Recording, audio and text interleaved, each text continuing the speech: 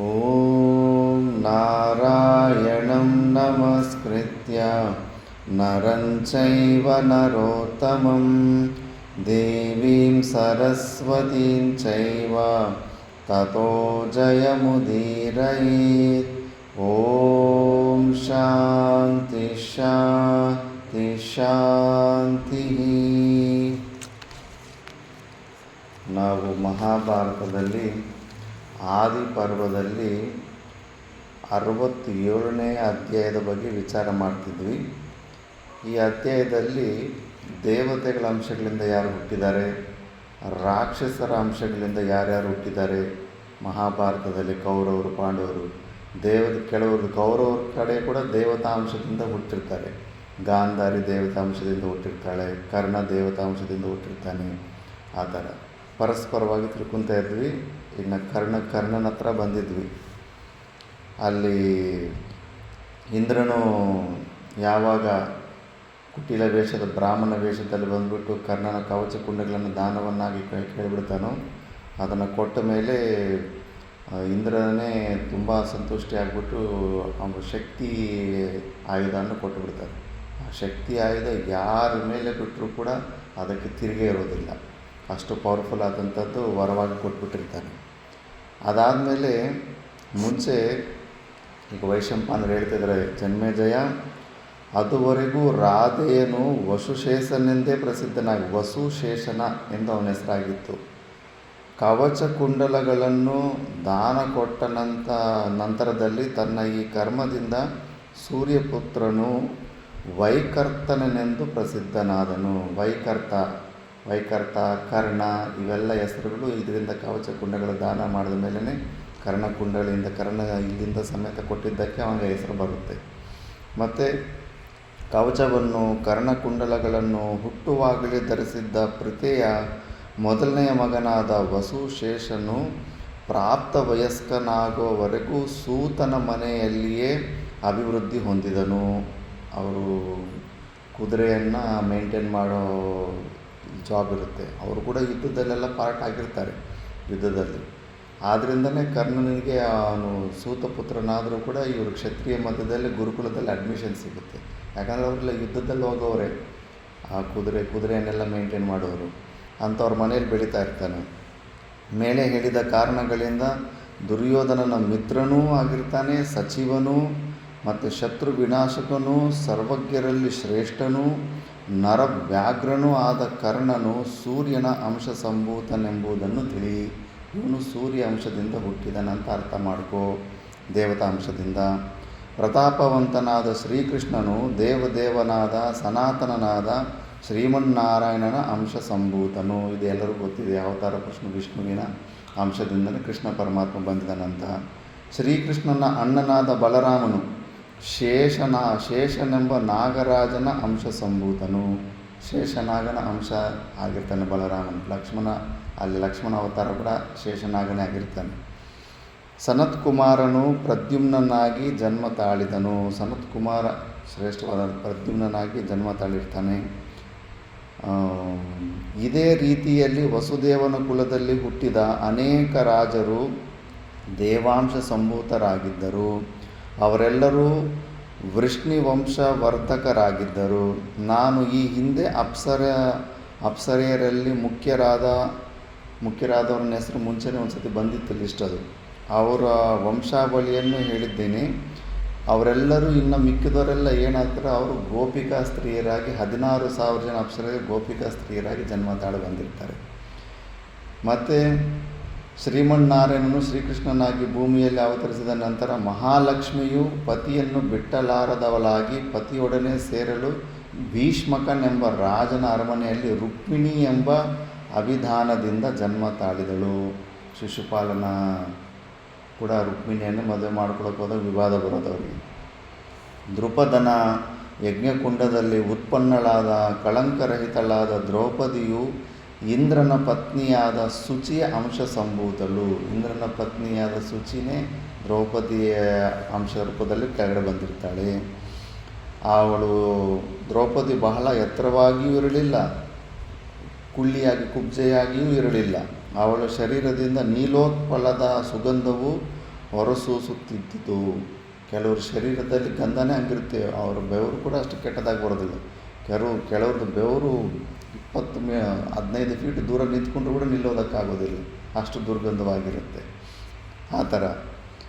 ಮತ್ತು ಇನ್ನು ಅನೇಕ ಪ್ರಕಾರದ ಶರೀರದ ವರ್ಣನೆ ಎಲ್ಲ ಮಾಡ್ತಾರೆ. ಅಷ್ಟು ಸುಂದರಿಯಾಗಿರ್ತಾಳೆ, ಕರ್ಲಿ ಹೇರ್ಸ್, ಗುಂಗುರು ಕೂದಲಿರ್ತದೆ, ಬಹಳ ಶೋಭಾಯಮಾನವಾಗಿ ಕಾಣುತ್ತಿದ್ದಳು. ದ್ರೌಪದಿಯ ಸರ್ವ ಲಕ್ಷಣ ಸಂಪನ್ನೆಯಾಗಿದ್ದಳು, ವೈಡೂರ್ಯ ಮಣಿಯಂತೆ ಪ್ರಕಾಶಮಾನಳಾಗಿದ್ದಳು. ಸೌಂದರ್ಯ ಖಣಿಯಾದ ದ್ರೌಪದಿಯನ್ನು ಸ್ಮರಿಸದೊಡನೆಯೇ ಇಂದ್ರೋಪಮರಾದ ಅವಳ 5 ಪತಿಗಳ ಮನಸ್ಸು ಅಲ್ಲೋಲ ಕಲ್ಲೋಲವಾಗುತ್ತಿತ್ತು. ಅಷ್ಟು ಸುಂದರವಾಗಿದ್ದಂತೆ ದ್ರೌಪದಿ. ಪಂಚಪಾಂಡವರ ತಾಯಿಯರಾದ ಕುಂತಿ, ಮಾದ್ರಿಯರು ಸಿದ್ಧಿ ಮತ್ತು ಸ್ಮೃತಿ ಎಂಬ ದೇವತೆಗಳ ಅಂಶ ಸಂಭೂತರಾಗಿದ್ದರು. ಅವರು ಕೂಡ ದೇವತೆಗಳ ಅಂಶನೇ. ಮತ್ತು ಗಾಂಧಾರಿಯು ಮತಿ ಎಂಬ ದೇವತೆಯ ಅಂಶದಿಂದ ಹುಟ್ಟಿದವಳು. ಗಾಂಧಾರಿ ಕೂಡ ದೇವತೆ ಅಂಶದಕ್ಕೆ ಮಹಾಪತಿವ್ರತೆ ಅಂತಾರೆ ಗಾಂಧಾರಿಯನ್ನು. ಜನ್ಮೇಜಯ, ಈಗ ನಾನು ನಿನಗೆ ದೇವಾಸುರ ಗಂಧರ್ವ ರಾಕ್ಷಸ ಅಂಶಾವತಾರವನ್ನು ಹೇಳಿದ್ದೇನೆ. ಮತ್ತು ಬ್ರಾಹ್ಮಣ ವೈಶ್ಯ ಶೂದ್ರರಾಗಿ ಹುಟ್ಟಿದ ದೇವತೆಗಳ ನಾಮಧೇಯಗಳನ್ನು ತಿಳಿಸಿದ್ದೇನೆ. ಈ ಸಂಭವ ಪರ್ವದ ಅಥವಾ ಅಂಶಾವತಾರಣ ಪರ್ವದ ಪಠನವು ಶ್ರೇಯಸ್ಕರವಾದದ್ದು. ಕೇವಲ ಇದನ್ನು ಶ್ರವಣ ಮಾಡಿದ್ದಕ್ಕೆ ಏನೆಲ್ಲ ಫಲ ಸಿಗುತ್ತೆ ಅಂತ. ಧನ ಧಾನ್ಯ ಸಮೃದ್ಧಿಕರವಾದ, ನಮಗೆ ಸಂಪತ್ತನ್ನು ಹೆಚ್ಚಾಗುತ್ತಂತೆ. ಯಶಸ್ಕರವಾದದ್ದು, ಕೀರ್ತಿ ಪ್ರತಿಷ್ಠೆಗಳು ಹೆಚ್ಚಾಗ್ತವೆ ನಮಗೆ.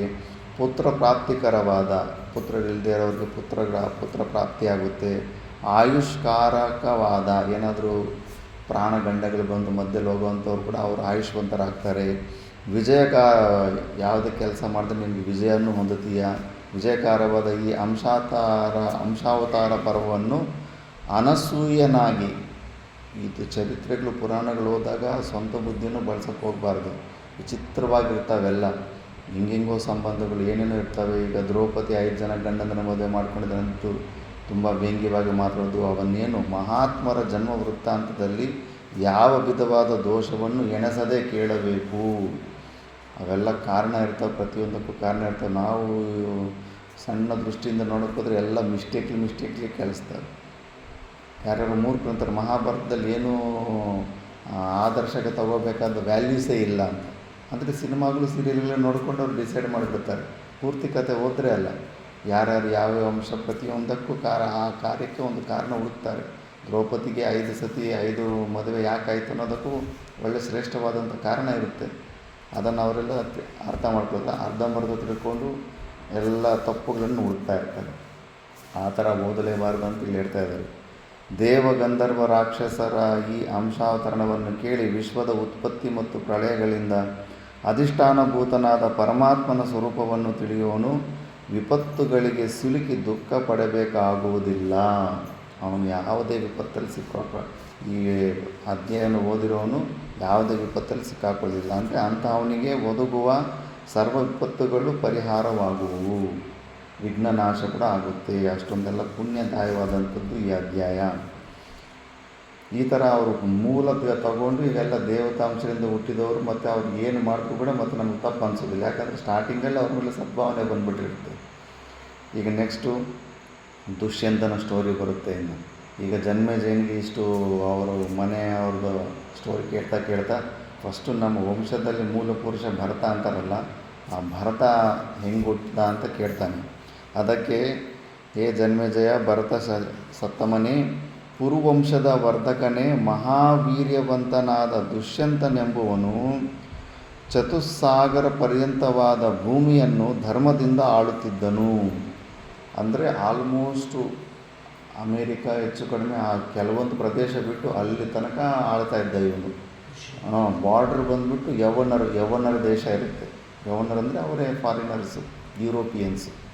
ಯುರೋಪ್ ತನಕ ಇವನ ರಾಜ್ಯ ಇರುತ್ತೆ. ದುಷ್ಯಂತ ತುಂಬ ಬಲವಂತನಾಗಿರ್ತಾನೆ. ಅಂಥ ಬಲವಂತನ ಮಗನು ಆಗಿದ್ದಕ್ಕೆ ಭರತ ಕೂಡ ಅಷ್ಟು ಬಲವಂತನಾಗಿ ಹುಟ್ಟಿರ್ತಾನೆ. ಭೂಮಿಯನ್ನು 4 ಭಾಗಗಳನ್ನಾಗಿ ವಿಂಗಡಿಸಿದನು. ಸಮುದ್ರದ ತೀರದಲ್ಲಿದ್ದ ದೇಶಗಳನ್ನು ಗೆದ್ದು ತನ್ನದನ್ನಾಗಿ ಮಾಡಿಕೊಂಡಿದ್ದನು. ಇವು ಮಲೇಷಿಯಾ, ಕಾಂಬೋಡಿಯಾ ಇವೆಲ್ಲ ಏನೆಲ್ಲ ಇತ್ತು, ಜಪಾನ್ ತನಕ. ಜಪಾನಲ್ಲೆಲ್ಲ ನಮ್ಮ ಸನಾತನ ಧರ್ಮನೇ. ಹೆಸರುಗಳು, ಸೂರ್ಯದೇವನ ಹೆಸರು ಇನ್ನೂ ಸ್ವಲ್ಪ ಚೇಂಜ್ ಆಗಿದೆ ಅಷ್ಟೇ. ಕರ್ಮಗಳು ಮಾಡೋ ವಿಧಾನಗಳು ಎಲ್ಲ ನಮ್ಮವೇ ಇದ್ದಾವೆ ಅವು. ಆ ಥರ ಗೆದ್ದು ತನ್ನದನ್ನಾಗಿ ಮಾಡಿಕೊಂಡಿದ್ದನು. ಅವನು ರಾಜ್ಯದ ಗಡಿಯು ಯೌವನರ ರಾಜ್ಯದವರೆಗೂ ವ್ಯಾಪಿಸಿದ್ದಿತ್ತು. ಯುರೋಪ್ ಕಂಟ್ರಿ ತನಕ ಇತ್ತು ಅವನ ರಾಜ್ಯ. ರತ್ನಗಳಿಗೆ ಆಕರವಾದ ಸಮುದ್ರ ಪರ್ಯಂತವಾಗಿ ಚಾತುರ್ವರ್ಣ್ಯದವರಿಂದ ಪರಿವೃತವಾಗಿದ್ದ ದೇಶಗಳನ್ನು ದುಷ್ಯಂತನು ಧರ್ಮದಿಂದ ಆಳುತ್ತಿದ್ದನು. ಅಂದರೆ ವೈದಿಕ ಧರ್ಮ ಆಚರಣೆ ಮಾಡುವ ಎಲ್ಲ ದೇಶಗಳನ್ನು ಇವನೇ ಆಳ್ತಾ ಇದ್ದಂತೆ. ಮಿಕ್ಕಿದ ದೇಶಗಳೆಲ್ಲ ಕಾಡು ಜನರ ಥರ ಅವರು ವೈದಿಕ ಧರ್ಮವನ್ನು ಆಚರಣೆ ಮಾಡಿದರೆ ಏನೋ ತಿನ್ನು ಮಳಗು ಸಾಯಿ ಅನ್ನೋ ಒಂದು ಜೀವನ ನಡೆಸ್ತಾಯಿದ್ರು ಅವಾಗೆಲ್ಲ ಯವನರು. ಮತ್ತು ಅವನ ರಾಜ್ಯದಲ್ಲಿ ವರ್ಣಸಂಕರವನ್ನು ಯಾರು ಮಾಡುತ್ತಿರಲಿಲ್ಲ ಆವಾಗ. ಅಂದರೆ ಎರಡೂ ಯಾವುದೇ ಆಗಲಿ ಉಲ್ಲಂಘನೆ ಮಾಡ್ತಾಯಿಲ್ಲ. ಎಲ್ಲರೂ ಅವರವರ ವರ್ಣದಲ್ಲಿ ಸಂತುಷ್ಟವಾಗಿ ಎಲ್ಲರೂ ಒಬ್ಬರೊಬ್ಬರನ್ನ ಸನ್ಮಾನ ಕೊಟ್ಟು ನಡೆಸ್ಕೊಂಡು ಹೋಗ್ತಾಯಿದ್ರು. ಮತ್ತು ಮುಖ್ಯವಾಗಿ ಇಲ್ಲಿ ಬ್ರ್ಯಾಕೆಟಲ್ಲಿ ಅನುಲೋ ವಿನುಲೋ ವಿವಾಹ ಆದಿಗಳು ನಡೆಯುತ್ತಿರಲಿಲ್ಲ. ಡೈವರ್ಸು ಇವೆಲ್ಲ ಏನು ಇಲ್ಲ ನಮ್ಮ ಸನಾತನ ಧರ್ಮದಲ್ಲಿ. ಆ ಕಾನ್ಸೆಪ್ಟೇ ಇಲ್ಲ, ಆ ಶಬ್ದನೇ ಇಲ್ಲ. ವ್ಯವಸಾಯ ಮಾಡದೆ ಬೆಳೆಗಳಾಗುತ್ತಿದ್ದವು.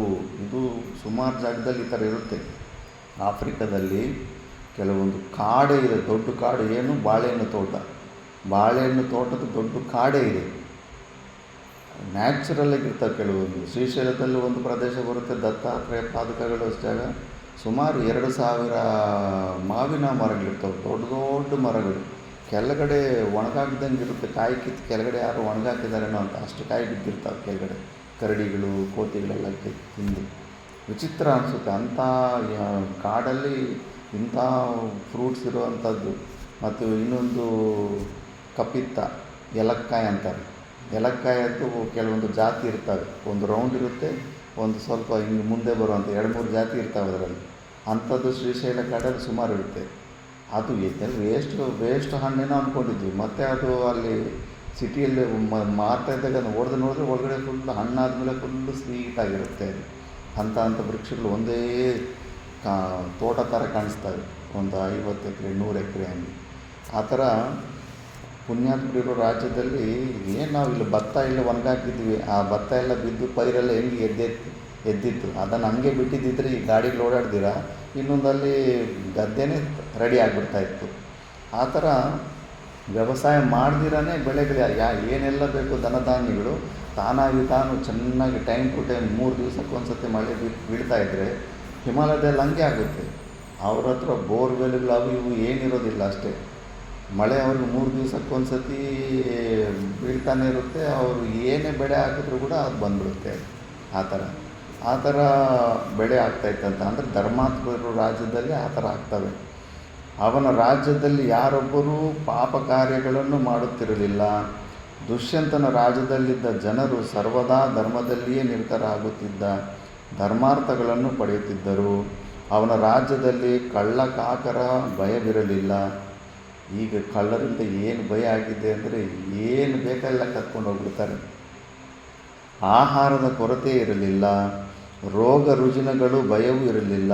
ರೋಗಗಳು ಕೂಡ ಅಷ್ಟೇ, ಆಹಾರದ ಕೊರತೆ ಇರೋದಿಲ್ಲ, ರೋಗಗಳು ಕೂಡ ಹೆಚ್ಚು ಬರೋದಿಲ್ಲ. ರೋಗಗಳು ಕೂಡ ಹೆಚ್ಚು ಬರ್ತಾ ಇದ್ದಾವೆ ಅಂದರೆ ಈಗನ ಪಾಲನೆ ಮಾಡ್ತಾ ಇರೋಂಥ ರಾಜರು ಸರಿ ಇಲ್ಲ ಅಂತ ಅರ್ಥ. ಇಲ್ಲಿ ಒಳ್ಳೆ ಪಾಲನೆ ಇರುತ್ತೆ. ಎಲ್ಲ ಕಳ್ಳತನ ಅಧರ್ಮ. ಕಣ್ಣು ಮುಚ್ಚಿ ಕಣ್ಣು ತೆಗೆದರೆ ಮೋಸ ಹೋಗ್ಬಿಡ್ತೀವಿ. ಅಷ್ಟು ಭಯಂಕರವಾಗಿರುತ್ತೆ ಪ್ಲ್ಯಾಟ್ಫಾರ್ಮ್. 4 ವರ್ಣದವರು ತಮ್ಮ ವರ್ಣಾಶ್ರಮಗಳಿಗೆ ಉಕ್ತವಾದ ಕರ್ಮಗಳಲ್ಲಿಯೇ ನಿರತರಾಗುತ್ತಿದ್ದರು. ಯಾವ ವಿಧವಾದ ಕಾಮನೆಗಳು ಇಲ್ಲದೆ ಸಂಕಲ್ಪರಹಿತರಾಗಿ ದೇವತಾ ಪ್ರೀತ್ಯರ್ಥವಾಗಿ ದೇವತಾರಾಧನೆಗಳನ್ನು ಮಾಡುತ್ತಿದ್ದರು. ದುಷ್ಯಂತ ಮಹಾರಾಜನನ್ನು ಆಶ್ರಯಿಸಿದ್ದ ಪ್ರಜೆಗಳಿಗೆ ಯಾವ ವಿಧವಾದ ಭಯವೂ ಇರಲಿಲ್ಲ. ಅಷ್ಟು ಪವರ್ಫುಲ್ ರಾಜ ಇದ್ದ, ಧರ್ಮಾತ್ಮ ರಾಜ ಆಗಿದ್ದೆ, ಯಾವುದೂ ಕೊರತೆ ಇಲ್ಲ ಪ್ರಜೆಗಳಿಗೆ. ಬ್ರಾಹ್ಮಣರು ಸ್ವಕರ್ಮ ನಿರತರಾಗುತ್ತಿದ್ದರು. ಸುಳ್ಳೆಂಬುದು ಅವರ ಹತ್ತಿರವೂ ಸುಳಿಯುತ್ತಿರಲಿಲ್ಲ. ಅಂದರೆ ಎಲ್ಲರೂ ಸತ್ಯವಾದಿಗಳಾಗಿಯೂ ಸತ್ಯನಿಷ್ಠರಾಗಿಯೂ ಇದ್ದರು. ದುಷ್ಯಂತ ಮಹಾರಾಜನು ನವಯುವಕನಾಗಿದ್ದನು. ಅದ್ಭುತವಾದ ಮತ್ತು ಮಹತ್ತರವಾದ ಪರಾಕ್ರಮವು ಅವನಲ್ಲಿದ್ದಿತು. ತುಂಬ ಬಲವಂತನಾಗಿರ್ತಾನೆ ದುಷ್ಯಂತ. ಅವನ ಶರೀರವು ವಜ್ರಕ್ಕೆ ಸಮಾನವಾಗಿದ್ದಿತು. ಅಂದರೆ ವಜ್ರಕಾಯನಾಗಿದ್ದನು, ಗಟ್ಟಿ ಶರೀರ ಆಗಿದ್ದು. ವನ ಕಾನನೋಪೇತನವಾದ ಮಂದರ ಪರ್ವತವನ್ನು ತನ್ನೆರಡ ಕೈಗಳಿಂದ ಎತ್ತುವಷ್ಟು ಸಮರ್ಥನಾಗಿದ್ದನು. ಬೆಟ್ಟನ ಎರಡು ಕೈಯಲ್ಲಿ ಎತ್ತಿದಾನಂದರೆ ಆಲ್ಮೋಸ್ಟ್ ರಾವಣಾಸುರ ಅಷ್ಟು ಪವರ್ಫುಲ್ ಆಗಿದ್ದ, ಅಷ್ಟು ಸಾಮರ್ಥ್ಯ ಇತ್ತು. ಪ್ರಕ್ಷೇಪ ಎಂಥ ವಿದ್ಯೆ ಇತ್ತಂತ, ದೂರದಲ್ಲಿರುವ ಶತ್ರುವಿಗೆ ಗದೆಯಿಂದ ಗುರಿ ಇಟ್ಟು ಹೊಡೆಯುವುದು. ಕಿಲೋಮೀಟ್ರ್ ದೂರದಲ್ಲಿದ್ದರೂ ಇಲ್ಲಿಂದ ಗದೆ ಎಸೆದರೆ ಹೋಗಿ ಅವನಿಗೆ ಬಿಡಬೇಕು. ವಿಕ್ಷೇಪ, ಹತ್ತಿರದಲ್ಲಿರುವ ಶತ್ರುವನ್ನು ಗದೆಯಿಂದ ಪ್ರಹರಿಸುವುದು. ಪರಿಕ್ಷೇಪ, ಗದೆಯನ್ನು ಸುತ್ತಲೂ ತಿರುಗಿಸಿ ಶತ್ರುವಿನ ಮೇಲೆ ಪ್ರಹರಿಸುವುದು. ಅಭಿಕ್ಷೇಪ, ಗದೆಯ ಮುಂಭಾಗದಿಂದ ಶತ್ರುವನ್ನು ಪ್ರಹರಿಸಿಕೊಳ್ಳುವುದು. ಇದು ಗದಾವಿದ್ಯೆಯಲ್ಲಿ. ಈ 4 ವಿಧವಾದ ಗದಾಯುದ್ಧಗಳಲ್ಲಿಯೂ ದುಷ್ಯಂತನು ನಿಷ್ಣಾತನಾಗಿದ್ದನು. ಅಸ್ತ್ರಶಸ್ತ್ರಗಳ ವಿದ್ಯೆಯಲ್ಲಿ ಪಾರಂಗತನಾಗಿದ್ದನು. ಗಜನಯನ ಅಂದರೆ ಐಬ್ರೋಸು ಸ್ವಲ್ಪ ಮೇಲೆ ಹೋಗಿರ್ತವೆ, ನೋಡಿದ್ರೇ ಶೂರವೀರ ಥರ ಕಾಣಿಸ್ತಾರೆ. ಹಿಂಗೆ ಸ್ಟ್ರೈಟ್ ಹೋಗಿರಲ್ಲ, ಹಿಂಗೆ ಸ್ವಲ್ಪ ಮೇಲೆ ಹಿಂಗೆ ಹೋಗಿರ್ತವೆ, ಹಿಂಗೆ ಹೋಗಿ ಹಿಂಗೆ ಕೆಳಗಡೆ ಬಂದಿರ್ತವೆ, ನೋಡಿದ್ರೇ ಅನಿಸುತ್ತೆ ಇವ್ನು ಲೀಡರು ಅಂದ್ಬಿಟ್ಟು ಆ ಥರ. ಮತ್ತು ಬಲದಲ್ಲಿ ಆತನು ಮಹಾವಿಷ್ಣುವಿಗೆ ಸಮಾನನಾಗಿದ್ದನು. ಇನ್ನು ಮಹಾವಿಷ್ಣುವ ಜೊತೆ ಕಂಪ್ಯಾರಿಸನ್ ಮಾಡ್ತಿದ್ರೆ ಅಷ್ಟು ಬಲವಂತವಾಗಿದ್ದ ದುಷ್ಯಂತ. ಸೂರ್ಯನಿಗೆ ಸಮಾನವಾದ ತೇಜಸ್ಸು ಹೊಂದಿದವನಾಗಿದ್ದನು, ಅಷ್ಟು ಸುಂದರವಾಗಿದ್ದನು. ಪ್ರಶಾಂತತೆಯಲ್ಲಿ ಸಮುದ್ರನಿಗೆ ಸಮಾನನೆನಿಸಿದ್ದನು. ಜೀವನ್ಮುಕ್ತ ಪುರುಷರಿಗೆ ಆ ಸಾಮರ್ಥ್ಯ ಇರುತ್ತೆ. ಜ್ಞಾನ ಇರೋರು ಹಂಗೆ ಎಷ್ಟು ಪರಾಕ್ರಮ ಇದ್ರೆ ಏನಿದ್ರು ಕೂಡ ತಣ್ಣಗೆ ಕೂಲಾಗಿ ಕಾಣಿಸ್ತಾರೆ ಅವರು. ಮತ್ತು ಸಹಿಷ್ಣುತೆಯಲ್ಲಿ ಭೂದೇವಿಗೆ ಸಮಾನನೆನಿಸಿದ್ದನು. ಸಹನಶಕ್ತಿ, ಅಷ್ಟು ಸಹನಶಕ್ತಿ ಇತ್ತಂದ. ಯಾವ ವಿಧವಾದ ಕಷ್ಟ ಕಾರ್ಪಣ್ಯಗಳು ಇಲ್ಲದೆ ಸುಖವಾಗಿದ್ದ ಪುರ ನಗರ ಪಟ್ಟಣಗಳಿಗೆ ಅಧಿಪತಿಯಾಗಿದ್ದ ದುಷ್ಯಂತನು ಸರ್ವಸಮ್ಮತನಾಗಿದ್ದನು. ಅವನ ಪ್ರಜೆಗಳೆಲ್ಲರೂ ಅವನನ್ನು ಬಹುವಾಗಿ ಸಮ್ಮಾನಿಸುತ್ತಿದ್ದರು. ಧರ್ಮಪರವಾದ ಭಾವನೆಗಳನ್ನೇ ಹೊಂದಿರುತ್ತಿದ್ದ. ಸರ್ವದಾ ಸಂತುಷ್ಟರಾಗುತ್ತಿದ್ದ ಮುದಿತರಾದ ಪ್ರಜೆಗಳನ್ನು ಆನಂದಪೂರ್ಣನಾದ ದುಷ್ಯಂತನು ಆಳುತ್ತಿದ್ದನು. ಇದು ಅವನ ವೃತ್ತಾಂತ. ಈಗಿನ್ನೂ ಜನ್ಮೇಜಯನಿಗೆ ಇನ್ನೂ ಎಕ್ಸೈಟ್ಮೆಂಟ್ ಆಗ್ತಾಯಿದೆ. ಹೌದಾ, ಅಷ್ಟು ಪವರ್ಫುಲ್ ಆಗಿದ್ನ ದುಷ್ಯಂತ. ಅವ್ರ ಮಗ ಭರತನ, ಆ ದುಷ್ಯಂತನಿಗೆ ಮದುವೆ ಹೆಂಗಾಯಿತು, ಆ ಶಕುಂತಲೆ ಬಗ್ಗೆಯೂ ಸ್ವಲ್ಪ ಹೇಳಿ ಅಂತ. ಬ್ರಾಹ್ಮಣೋತ್ತಮರೇ, ನಾನೀಗ ನಮ್ಮ ಮೂಲ ಪುರುಷನಾದ ಭರತನ ಚರಿತ್ರೆಯನ್ನು ಮತ್ತು ಅವನ ತಾಯಿಯಾದ ಶಕುಂತಲೆಯ ಜನ್ಮ ವೃತ್ತಾಂತವನ್ನು ತಿಳಿಯಲು ಕುತೂಹಲೆಯಾಗಿದ್ದೇನೆ, ದಯಮಾಡಿ ಹೇಳಿರಿ ಅಂತ ಕೇಳ್ತಾನೆ. ಆವಾಗ ಜನ್ಮೇಜಯ, ಒಮ್ಮೆ ಮಹಾಬಾಹುವಾದ ದುಷ್ಯಂತನು ಬೇಟೆಯಾಡಲು ಚತುರಂಗ ಬಲ ಸಮೇತನಾಗಿ ಗಹನವಾದ ಅರಣ್ಯಕ್ಕೆ ಹೊರಟನು. ಬೇಟೆ ಯಾವಾಗ ಆಡ್ತಿದ್ರಂದರೆ ಕೇವಲ ಸುಮ್ಮನೆ ಟೈಮ್ ಪಾಸಿಗೆ ಅಂತಲ್ಲ. ಆಗಿನ ಕಾಡುಗಳು ಭಯಂಕರವಾಗಿತ್ತು. ಕಾಡಿನ ಪ್ರಾಣಿಗಳೆಲ್ಲ ವಿಪರೀತವಾಗಿ ಹೆಚ್ಚಾಗ್ಬಿಟ್ಟು ರೈತರಿರೋ ಮನುಷ್ಯರಿರೋ ಜಾಗಕ್ಕೆ ಬಂದು ಕೊಳ್ಳೋ ಪ್ರಯತ್ನ ಮಾಡಿದಾಗ, ಅವರು ಬೆಳೆಯನ್ನು ನಷ್ಟ ಮಾಡೋ ಪ್ರಯತ್ನ ಮಾಡುವಾಗ ರಾಜರು ಒಂದೇ ಸತಿ ಬೇಟೆಗೆ ಹೋಗಿ ಎಲ್ಲ ಪ್ರಾಣಿಗಳಲ್ಲ, ಮ್ಯಾಕ್ಸಿಮಮ್ ಪ್ರಾಣಿಗಳನ್ನು ಬೇಟೆಯಾಡಿ ಕೊಂದು ಸಾಯಿಸ್ತಾಯಿದ್ರು. ಅದು ರಾಜನ ಧರ್ಮ ಆಗುತ್ತೆ. ರೈತರ ಬೆಳೆ ನಷ್ಟ ಬಂದು ಕಾಡು ಪ್ರಾಣಿಗಳು ಅವು ತಿಂತಾಯಿದೆ ಅಂದರೆ ಅವು ಹೆಚ್ಚಾಗಿದೆ ಅಂದ್ಬಿಟ್ಟು ಬ್ಯಾಲೆನ್ಸ್ ಮಾಡೋದು, ಪ್ರಕೃತಿ ಬ್ಯಾಲೆನ್ಸ್. ಅವ್ರಿಗೆ ಶಾಸ್ತ್ರ ವಿಧವಾದ ಅಧಿಕಾರ ಇದೆ ಕ್ಷತ್ರಿಯರಿಗೆ. ಮತ್ತು ಆಹಾರ ಕೂಡ ಅಷ್ಟೇ. ಕೊಂದ ಪ್ರಾಣಿಯನ್ನು ಆಹಾರ ಸೇವನೆ ಮಾಡೋ ಅಧಿಕಾರನೂ ಕ್ಷತ್ರಿಯರಿಗಿರುತ್ತೆ. ಯುದ್ಧ ಭೂಮಿಯಲ್ಲಿ, ಬೇಟೆಯಲ್ಲಿ. ಅದು ಆ ಥರ ಎಲ್ಲ ಹೋಗ್ತಿರ್ತಾರೆ. ಅವನ ಯೋಧರು ತುಂಬ ದೊಡ್ಡ ಟೀಮೇ ಹೋಗ್ತಾಯಿರುತ್ತೆ. ಅವನ ಯೋಧರು ಖಡ್ಗ, ಶಕ್ತಾಯುಧ, ಗದೆ, ಮೂಸಲ, ಪ್ರಾಸ, ತೋಮರ ಮುಂತಾದ ಆಯುಧಗಳನ್ನು ಧರಿಸಿದ್ದರು. ಯೋಧರು ಮಾಡುತ್ತಿದ್ದ ಸಿಂಹನಾದಗಳಿಂದಲೂ, ಶಂಖದುಂದುಭಿಗಳು ಶಬ್ದಗಳಿಂದಲೂ, ರಥಚಕ್ರಗಳ ಕಿರಿಕಿರಿ ಶಬ್ದಗಳಿಂದಲೂ, ಆನೆ ಕುದುರೆಗಳು ಮಾಡುತ್ತಿದ್ದ ಘೀಂಕಾರ ಶಬ್ದಗಳಿಂದಲೂ, ನಾನಾ ವಿಧವಾದ ಆಯುಧಗಳನ್ನು ಮತ್ತು ನಾನಾ ವಿಧವಾದ ವೇಷಗಳನ್ನು ಧರಿಸಿ ನಡೆದು ಹೋಗುತ್ತಿದ್ದ ಕಾಲಾಳುಗಳ ಕಾಲು ಸಪ್ಪಳಗಳಿಂದಲೂ ಉಂಟಾದ ಕಿಲಕಿಲ ಶಬ್ದಗಳಿಂದಲೂ ರಾಜಮಾರ್ಗವು ತುಂಬಿ ಹೋಯಿತು. ಅದು ಬ್ರಿಟಿಷವರಿದ್ದಾಗ ಕೆಲವೊಂದು ಯುದ್ಧಗಳು, ಬೆಟಾಲಿಯನ್ 70,000 ಜನ ಇರುವಂಥ ಬೆಟಾಲಿಯನ್ನು ಅಂಥ ಬೆಟಾಲಿಯನ್ ಯುದ್ಧಕ್ಕೆ ಬರ್ತಿದ್ದಾಗ ಒಂದು ಸತಿ ಅಷ್ಟು ಕುದುರೆಗಳು ಅವೆಲ್ಲ ವೆಯ್ಟು ಒಂದೇ ಸತಿ ಮಾಡ್ತಿದ್ರೆ ಆ ಸುತ್ತಮುತ್ತ ಏರಿಯಾ ಭೂಕಂಪ ಥರ ಶೇಕ್ 5 to 6 ಡಿಗ್ರಿ ಭೂಕಂಪ ಬರುತ್ತಂತೆ. ಒಂದೇ ಸತಿ ಅಷ್ಟು ವೆಯ್ಟು ಒಂದೇ ಸತಿ ಓಡಿ ಬರ್ತಾಯಿತ್ತು, ಭೂಮಿ ಶೇಕ್ ಆಗುತ್ತಂತೆ. ಅದೇ ಥರ ಇವರಿಷ್ಟೊಂದೆಲ್ಲ ರಾಜರು ಸೈನಿಕರ ಜೊತೆ ಹೋಗ್ತಾಯಿದ್ರೆ ಆ ಸಿಟಿಗೆಲ್ಲ ಗೊತ್ತಾಗ್ಬಿಡುತ್ತೆ, ರಾಜ ಹೊರಗಡೆ ಹೊರಟಿದ್ದಾನೆ ಅಂದ್ಬಿಟ್ಟು. ಶೂರನಾದ ಮತ್ತು ಯಶಸ್ಸನ್ನು ಸರ್ವ ಪ್ರಕಾರದಿಂದಲೂ ಹೆಚ್ಚಿಸಿಕೊಳ್ಳುತ್ತಿದ್ದ ದುಷ್ಯಂತನನ್ನು ಪ್ರಸಾದಗಳ ಶಿಖರಗಳಲ್ಲಿ ಸಾಲಂಕೃತರಾಗಿ ಕುಳಿತಿದ್ದ ಸ್ತ್ರೀಯರು ಎವೆಯಿಕ್ಕದೆ ನೋಡುತ್ತಿದ್ದರು. ಇಂದ್ರೋಪಮನಾದ ಶತ್ರುನಾಶಕನಾದ ಶತ್ರುಗಳೆಂಬ ಆನೆಗಳಿಗೆ ಸಿಂಹರೂಪನಾದ ದುಷ್ಯಂತನನ್ನು ನೋಡಿದ ಆ ಸ್ತ್ರೀಯರು ಅವನನ್ನು ಸಾಕ್ಷಾತ್ ಸಚೀಪತಿ ಎಂದೇ, ಸಚೀಪತಿ ಅಂದರೆ ಇಂದ್ರನೆಂದೇ ಭಾವಿಸಿ ಪರಸ್ಪರವಾಗಿ ಮಾತನಾಡಿಕೊಳ್ಳುತ್ತಿದ್ದರು. ಹೆಂಗೆ ಮಾತಾಡ್ಕೊತಿದ್ದರಂತೆ, ಗೆಳತಿ, ನಮ್ಮ ಮಹಾರಾಜನು ಬರುತ್ತಿರುವ ರೀತಿಯನ್ನಾದರೂ ನೋಡು. ಇವನೊಬ್ಬ ಪುರುಷ ವ್ಯಾಘ್ರನೇ ಸರಿ. ಯುದ್ಧದಲ್ಲಿ ಇವನು ಮಹಾಪರಾಕ್ರಮದಿಂದ ಶತ್ರುಗಳೊಡನೆ ಹೋರಾಡುತ್ತಾನೆ. ವಸುಗಳಿಗಿರುವ ಪರಾಕ್ರಮವು ಇವನಲ್ಲಿರುವುದು. ವಸುಗಳಂದರೆ ಮೇಲ್ಗಡೆ ಲೋಕದಲ್ಲಿ ಗಂಧರ್ವದಲ್ಲಿರುವಂಥವ್ರು. ಗಂಧರ್ವರಿಗೆ ಯಾವಾಗಲೂ ಜಾಸ್ತಿ ಹೆಚ್ಚು ಪವರ್ ಇರುತ್ತೆ ಮನುಷ್ಯರಿಗಿಂತ. ಆ ಶಕ್ತಿ ಇವನು ಮನುಷ್ಯ ಶರೀರದಲ್ಲೇ ಅಷ್ಟು ಶಕ್ತಿ ಇರುತ್ತೆ. ಇವನೊಡನೆ ಯುದ್ಧ ಮಾಡಲು ಬರುವ ಶತ್ರುಗಳಿಗೆ ಖಂಡಿತವಾಗಿ ಉಳಿಗಾಲವಿಲ್ಲ. ಇಂತಹ ಧಾರ್ಮಿಕನಾದ ಪರಾಕ್ರಮಿಯಾದ ರಾಜನನ್ನು ಪಡೆದಿರುವ ನಾವು ಧನ್ಯರು. ಈ ಥರ ದಾರಿಯಲ್ಲೆಲ್ಲ ಮಾತಾಡ್ಕೊತಾ ಇದ್ದಾರಂತೆ. ಹೀಗೆಲ್ಲ ಮಾತನಾಡಿಕೊಳ್ಳುತ್ತಾ ಪೌರನಾರಿಯರು ರಾಜನನ್ನು ಪ್ರೇಮಪೂರ್ವಕವಾಗಿ ಕಣ್ಣುಗಳಿಂದ ನೋಡುತ್ತಾ ಸ್ತೋತ್ರ ಮಾಡುತ್ತಾ ಅವನ ಮೇಲೆ ಪುಷ್ಪವೃಷ್ಟಿಯನ್ನು ಸುರಿಸುತ್ತಿದ್ದರು. ಮಧ್ಯ ಮಾರ್ಗದಲ್ಲಿ ಬ್ರಾಹ್ಮಣ ಪ್ರಮುಖರು ಅಲ್ಲಲ್ಲಿ ಸೇರಿ ರಾಜನಿಗೆ ಮಂಗಳಾಶಾಸನವನ್ನು ಮಾಡುತ್ತಿದ್ದರು. ಪರಮ ಪ್ರೀತನಾದ ರಾಜನು ಎಲ್ಲರನ್ನೂ ಪ್ರೀತಿ ಸೂಚಕವಾದ ನೋಟದಿಂದಲೂ ಮುಖಭಾವದಿಂದಲೂ ಸಂತೈಸುತ್ತಾ ಬೇಟೆಗಾಗಿ ಅರಣ್ಯಕ್ಕೆ ಪ್ರಯಾಣ ಮಾಡಿದನು. ಪಟ್ಟದಾನೆಯ ಮೇಲೆ ಕುಳಿತು ಪ್ರಯಾಣ ಮಾಡುತ್ತಿದ್ದ ದೇವರಾಜ ಸದೃಶನಾದ ದುಷ್ಯಂತನನ್ನು ದ್ವಿಜ, ಕ್ಷತ್ರಿಯ, ವೈಶ್ಯ, ಶೂದ್ರರು ಅನುಸರಿಸಿ ಪ್ರಯಾಣ ಮಾಡಿದರು. ಆಶೀರ್ವಾದಗಳಿಂದ ಗಗನದಲ್ಲಿ ಪ್ರತಿಧ್ವನಿಸುತ್ತಿದ್ದ ಜಯಕಾರಗಳಿಂದಲೂ ರಾಜನನ್ನೇ ಅನುಸರಿಸಿ ಹೋಗುತ್ತಿರುವ ಸಂಖ್ಯೆಯು ವರ್ಧಿಸುತ್ತಿರುವಂತೆ ಕಾಣುತ್ತಿದ್ದುದು. ಹೆಚ್ಚಿನ ರಾಜ ಹೋಗ್ತಿದ್ದಾನಂದ್ರೆ ಈ ಸಾಮಾನ್ಯ MLA ಬಂದ್ರೇ ಸುತ್ಕೊಂಡ್ಬಿಡ್ತಾರೆ ಜನ. ಆ ಜನ ಈ ಜನ ಅಂತ ಬರ್ತಾರೆ. ಅಂಥ ಒಳ್ಳೆ ರಾಜ ಹೋಗ್ತಿದ್ದಾನಂದರೆ ಪ್ರತಿಯೊಬ್ಬರಿಗೂ ಅವನ ಹಿಂದ್ಗಡೆ ಒಂದು ಸತಿ ನೋಡಬೇಕಂತ ಇಷ್ಟ ಇರುತ್ತೆ. ಜನಸಂಖ್ಯೆ ಹೆಚ್ಚಾಗ್ತಾ ಇರುತ್ತೆ.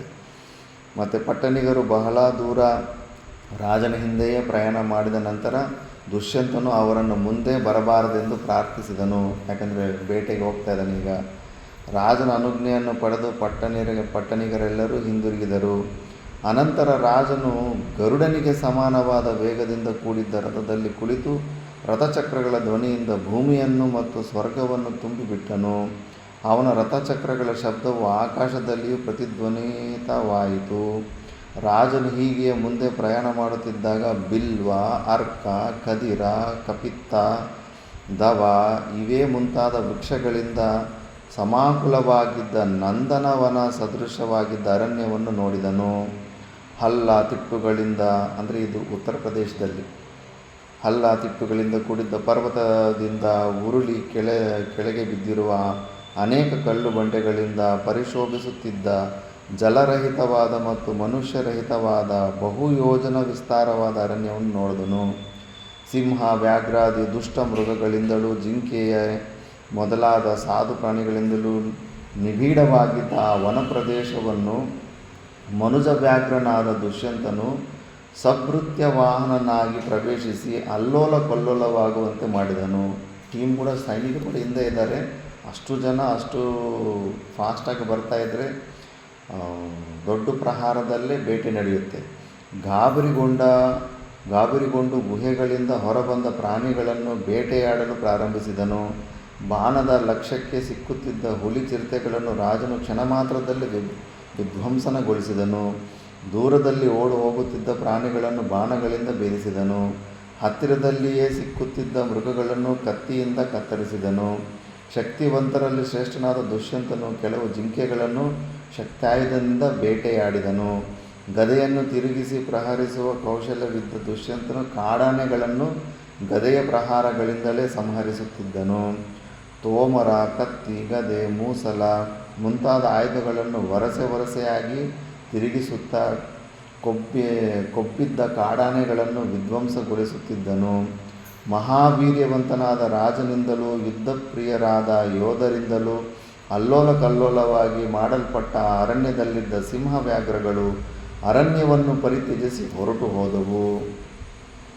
ಓಡಿ ಹೋಗುತ್ತಿದ್ದ ಸಮೂಹದಲ್ಲಿ ಯೂತಪತಿಯು ಬಾಣಘಾತದಿಂದ ಸತ್ತು ಹೋಗಲಾಗಿ ಉಳಿದುವ ಗಾಬರಿಯಿಂದ ಕೂಗಿಕೊಳ್ಳುತ್ತಾ ಇತ್ತಲಿಂದತ್ತ ಓಡಾಡುತ್ತಿದ್ದವು. ಬಳಲಿ ಬಾಯಾರಿ ನೀರು ಕುಡಿಯಲು ನದಿಗೆ ಹೋದರೆ ಅಲ್ಲಿ ನೀರು ಸಿಕ್ಕದೆ ನಿರಾಶೆಯಿಂದಲೂ ಹಸಿವಿನಿಂದಲೂ ಬಹುವಾದ ಬಳಲಿಕೆಯಿಂದಲೂ ಭಯದಿಂದಲೂ ಪ್ರಾಣಿಗಳು ಮೂರ್ಛಿತವಾಗಿ ಕೆಳಗೆ ಬಿದ್ದು ಅತ್ಯಲ್ಪ ಕಾಲದಲ್ಲಿಯೇ ಪ್ರಾಣ ಬಿಡುತ್ತಿದ್ದವು. ಇದೆಲ್ಲ ನಮ್ಮ ಸಾಧುರು ಸ್ವಲ್ಪ ತುಂಬ ಕಷ್ಟ ಅನಿಸ್ಬೋದು, ಬಟ್ ಅದು ರಾಜರ ಧರ್ಮ. ಅದು ಪ್ರಜೆಗಳಿಗೆ ಯಾವುದೇ ಹಿಂಸೆ ಆದರೂ ಕೂಡ ಅಂಥ ಸಮಯದಲ್ಲಿ ಇಂಥ ಕ್ರೂರ ಕರ್ಮನ ಕೈ ಹಿಡ್ಕೋಬೇಕಾಗುತ್ತೆ. ಈ ರೀತಿಯಲ್ಲಿ ಸತ್ತು ಹೋದ ಪ್ರಾಣಿಗಳನ್ನು ಹಸಿವಿನಿಂದ ಬಳಲಿದ ಕೆಲವು ಯೋಧರು ಕತ್ತರಿಸಿ ಅವುಗಳ ಮಾಂಸವನ್ನು ತಿನ್ನುತ್ತಿದ್ದರು. ಕ್ಷತ್ರಿಯರಿಗೆ ಅದಕ್ಕೆ ಮಿಲಿಟ್ರಿಯಲ್ಲಿ ನಾವು ಅಹಿಂಸೆ ಪರಮ ಧರ್ಮ ಹೇಳೋಕ್ಕಾಗೋದಿಲ್ಲ. ಹಾವನ್ನು ಕಟ್ ಮಾಡಿ ಹಾವಿನ ರಕ್ತ ಕುಡಿದು ಪ್ರಾಣ ಉಳಿಸ್ಕೊತಾರೆ. ಅವರಿಗೆಲ್ಲ ನಾವು ಈ ಧರ್ಮ ಹೇಳೋದಕ್ಕಾಗೋದಿಲ್ಲ. ಎಲ್ಲಿ ಸಿಗುತ್ತೆ ಕಾಡಲ್ಲಿ? ನಿನಗೆ ಅನ್ನ ಊಟ ಮಾಡಿ ಅಡುಗೆ ಮಾಡಿ ಹಾಕೋರು ಬಡಿಸೋರು ಎಲ್ಲಿ ಸಿಗ್ತಾರೆ? ಏನು ಸಿಕ್ಕುತ್ತೋ ಅದರಿಂದ ಜೀವನ ಪ್ರಾಣ ರಕ್ಷಣೆ ಮಾಡ್ಕೊತಾ ಇರಬೇಕು. ಮತ್ತು ಕೆಲವರು ಬೆಂಕಿಯಲ್ಲಿ ಪ್ರಾಣಿಗಳ ಮಾಂಸವನ್ನು ಪಕ್ವ ಮಾಡಿ ತಿನ್ನುತ್ತಿದ್ದರು. ಬಾಣಗಳಿಂದ ಗಾಯಗೊಂಡಿದ್ದ ಕೆಲವು ಆನೆಗಳು ಭಯದಿಂದ ಸೊಂಡಿಲುಗಳನ್ನು ಸಂಕೋಚಿಸಿಕೊಂಡು, ಅಂದರೆ ಕಾಲುಗಳ ನಡುವೆ ಸೇರಿಕೊಂಡು ಓಡು ಹೋಗುತ್ತಿದ್ದವು.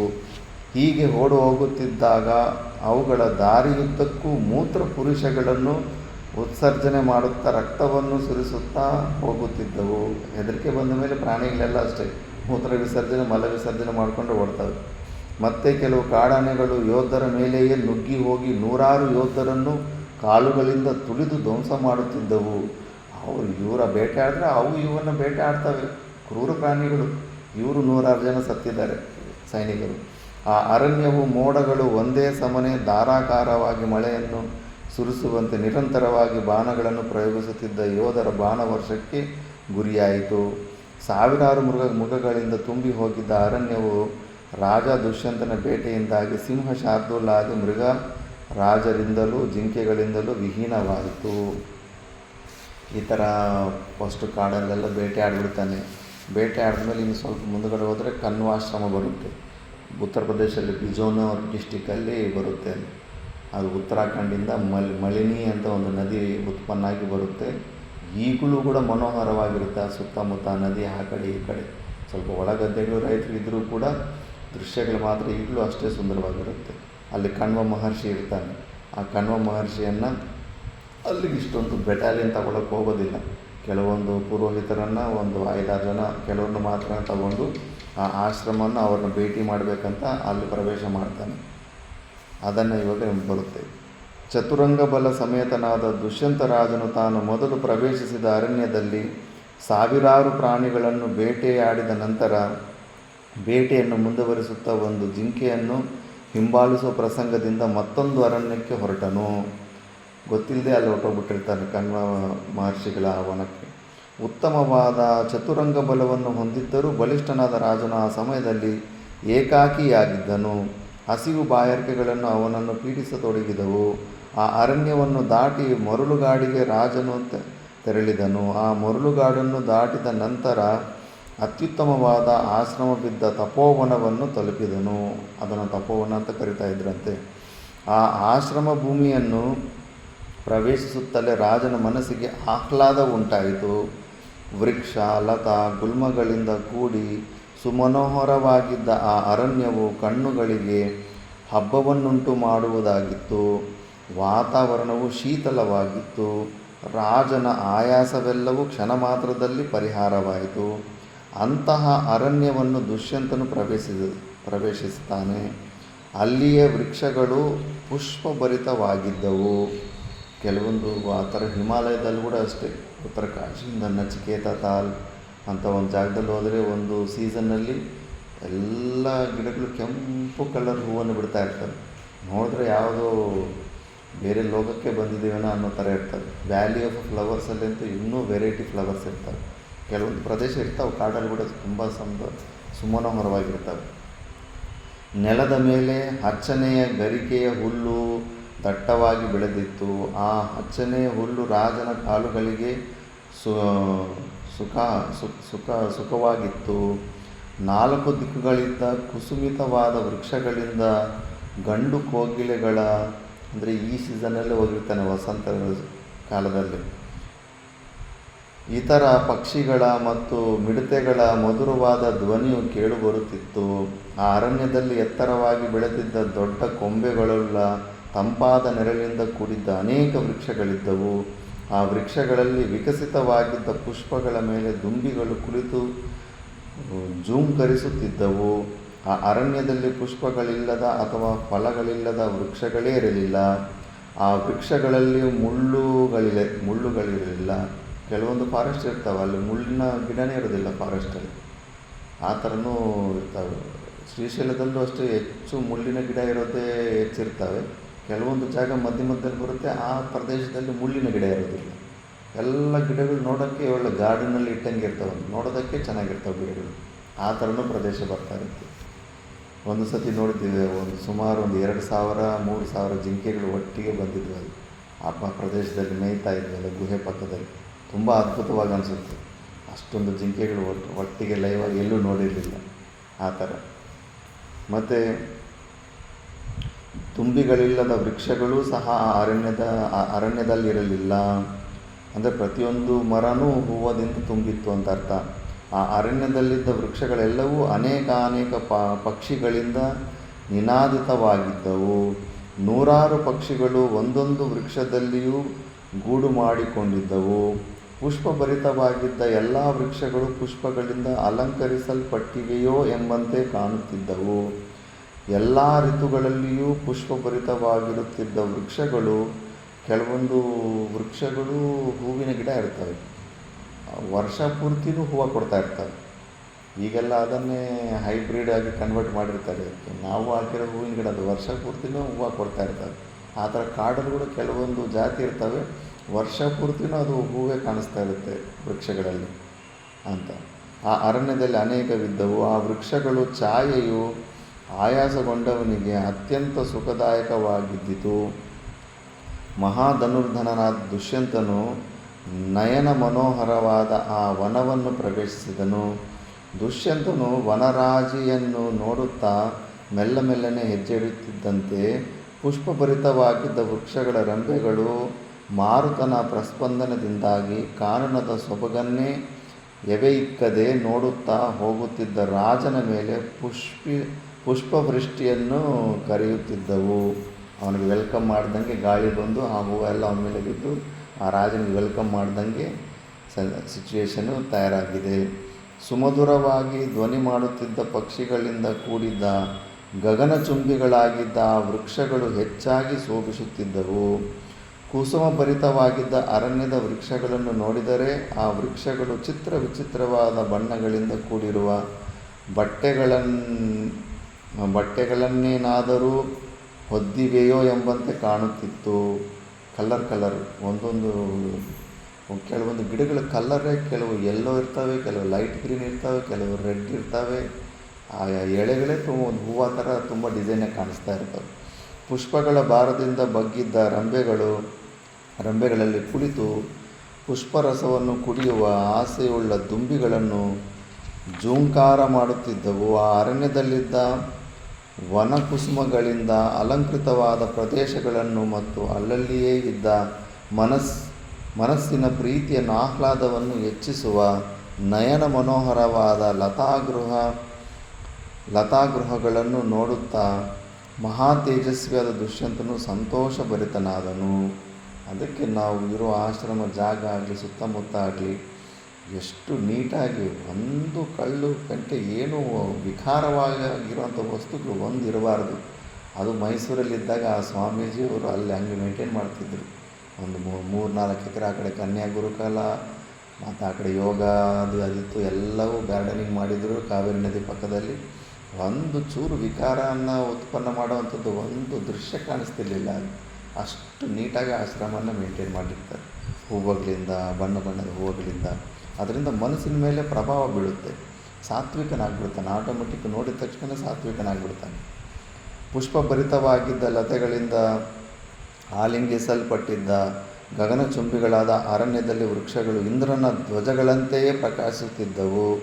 ಇಂತಹ ಸುಮನೋಹರವಾದ ಅರಣ್ಯವನ್ನು ಸಿದ್ಧ ಚಾರಣ ಗಂಧರ್ವ ಅಪ್ಸರೆಯರು ಸಂಸೇವಿಸುತ್ತಿದ್ದರು.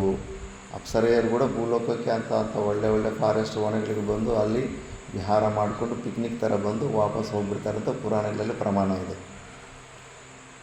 ಮತ್ತು ವಿಹಾರಕ್ಕಾಗಿ ಅರಣ್ಯಕ್ಕೆ ಬಂದು ಹೋಗುತ್ತಿದ್ದರು ದೇವತೆಗಳೆಲ್ಲ. ಸಿದ್ಧರು ಕೂಡ ಅಷ್ಟೇ, ತಪಸ್ವಿಗಳು ಕೂಡ ಅಂಥ ಒಳ್ಳೆ ಅನುಕೂಲವಾದಂಥ ಪ್ರದೇಶ, ಅದನ್ನೇ ವಿವಿಕ್ತ ದೇಶ ಅಂತಾರೆ. ತುಂಬ ಮುಳ್ಳುಗಳಿಂದ ಹೆಚ್ಚಿದ್ದು, ಡೇಂಜರ್ ಪೊಸಿಷನಲ್ಲಿ, ಕ್ರೂರ ಮೃಗಗಳಿಂದ ಹೆಚ್ಚಿರುವಂಥ ಪ್ರದೇಶದಲ್ಲಿ ಅದು ವಿವಿಕ್ತ ದೇಶ ಅಲ್ಲ ಅಂತಾರೆ. ಅದಕ್ಕೆ ಡೆಫಿನೇಷನ್ ಬರುತ್ತೆ, ವಿವಿಕ್ತ ದೇಶ ಅಂದರೆ ಏನು, ಹೆಂಗಿರ್ಬೇಕಂತ.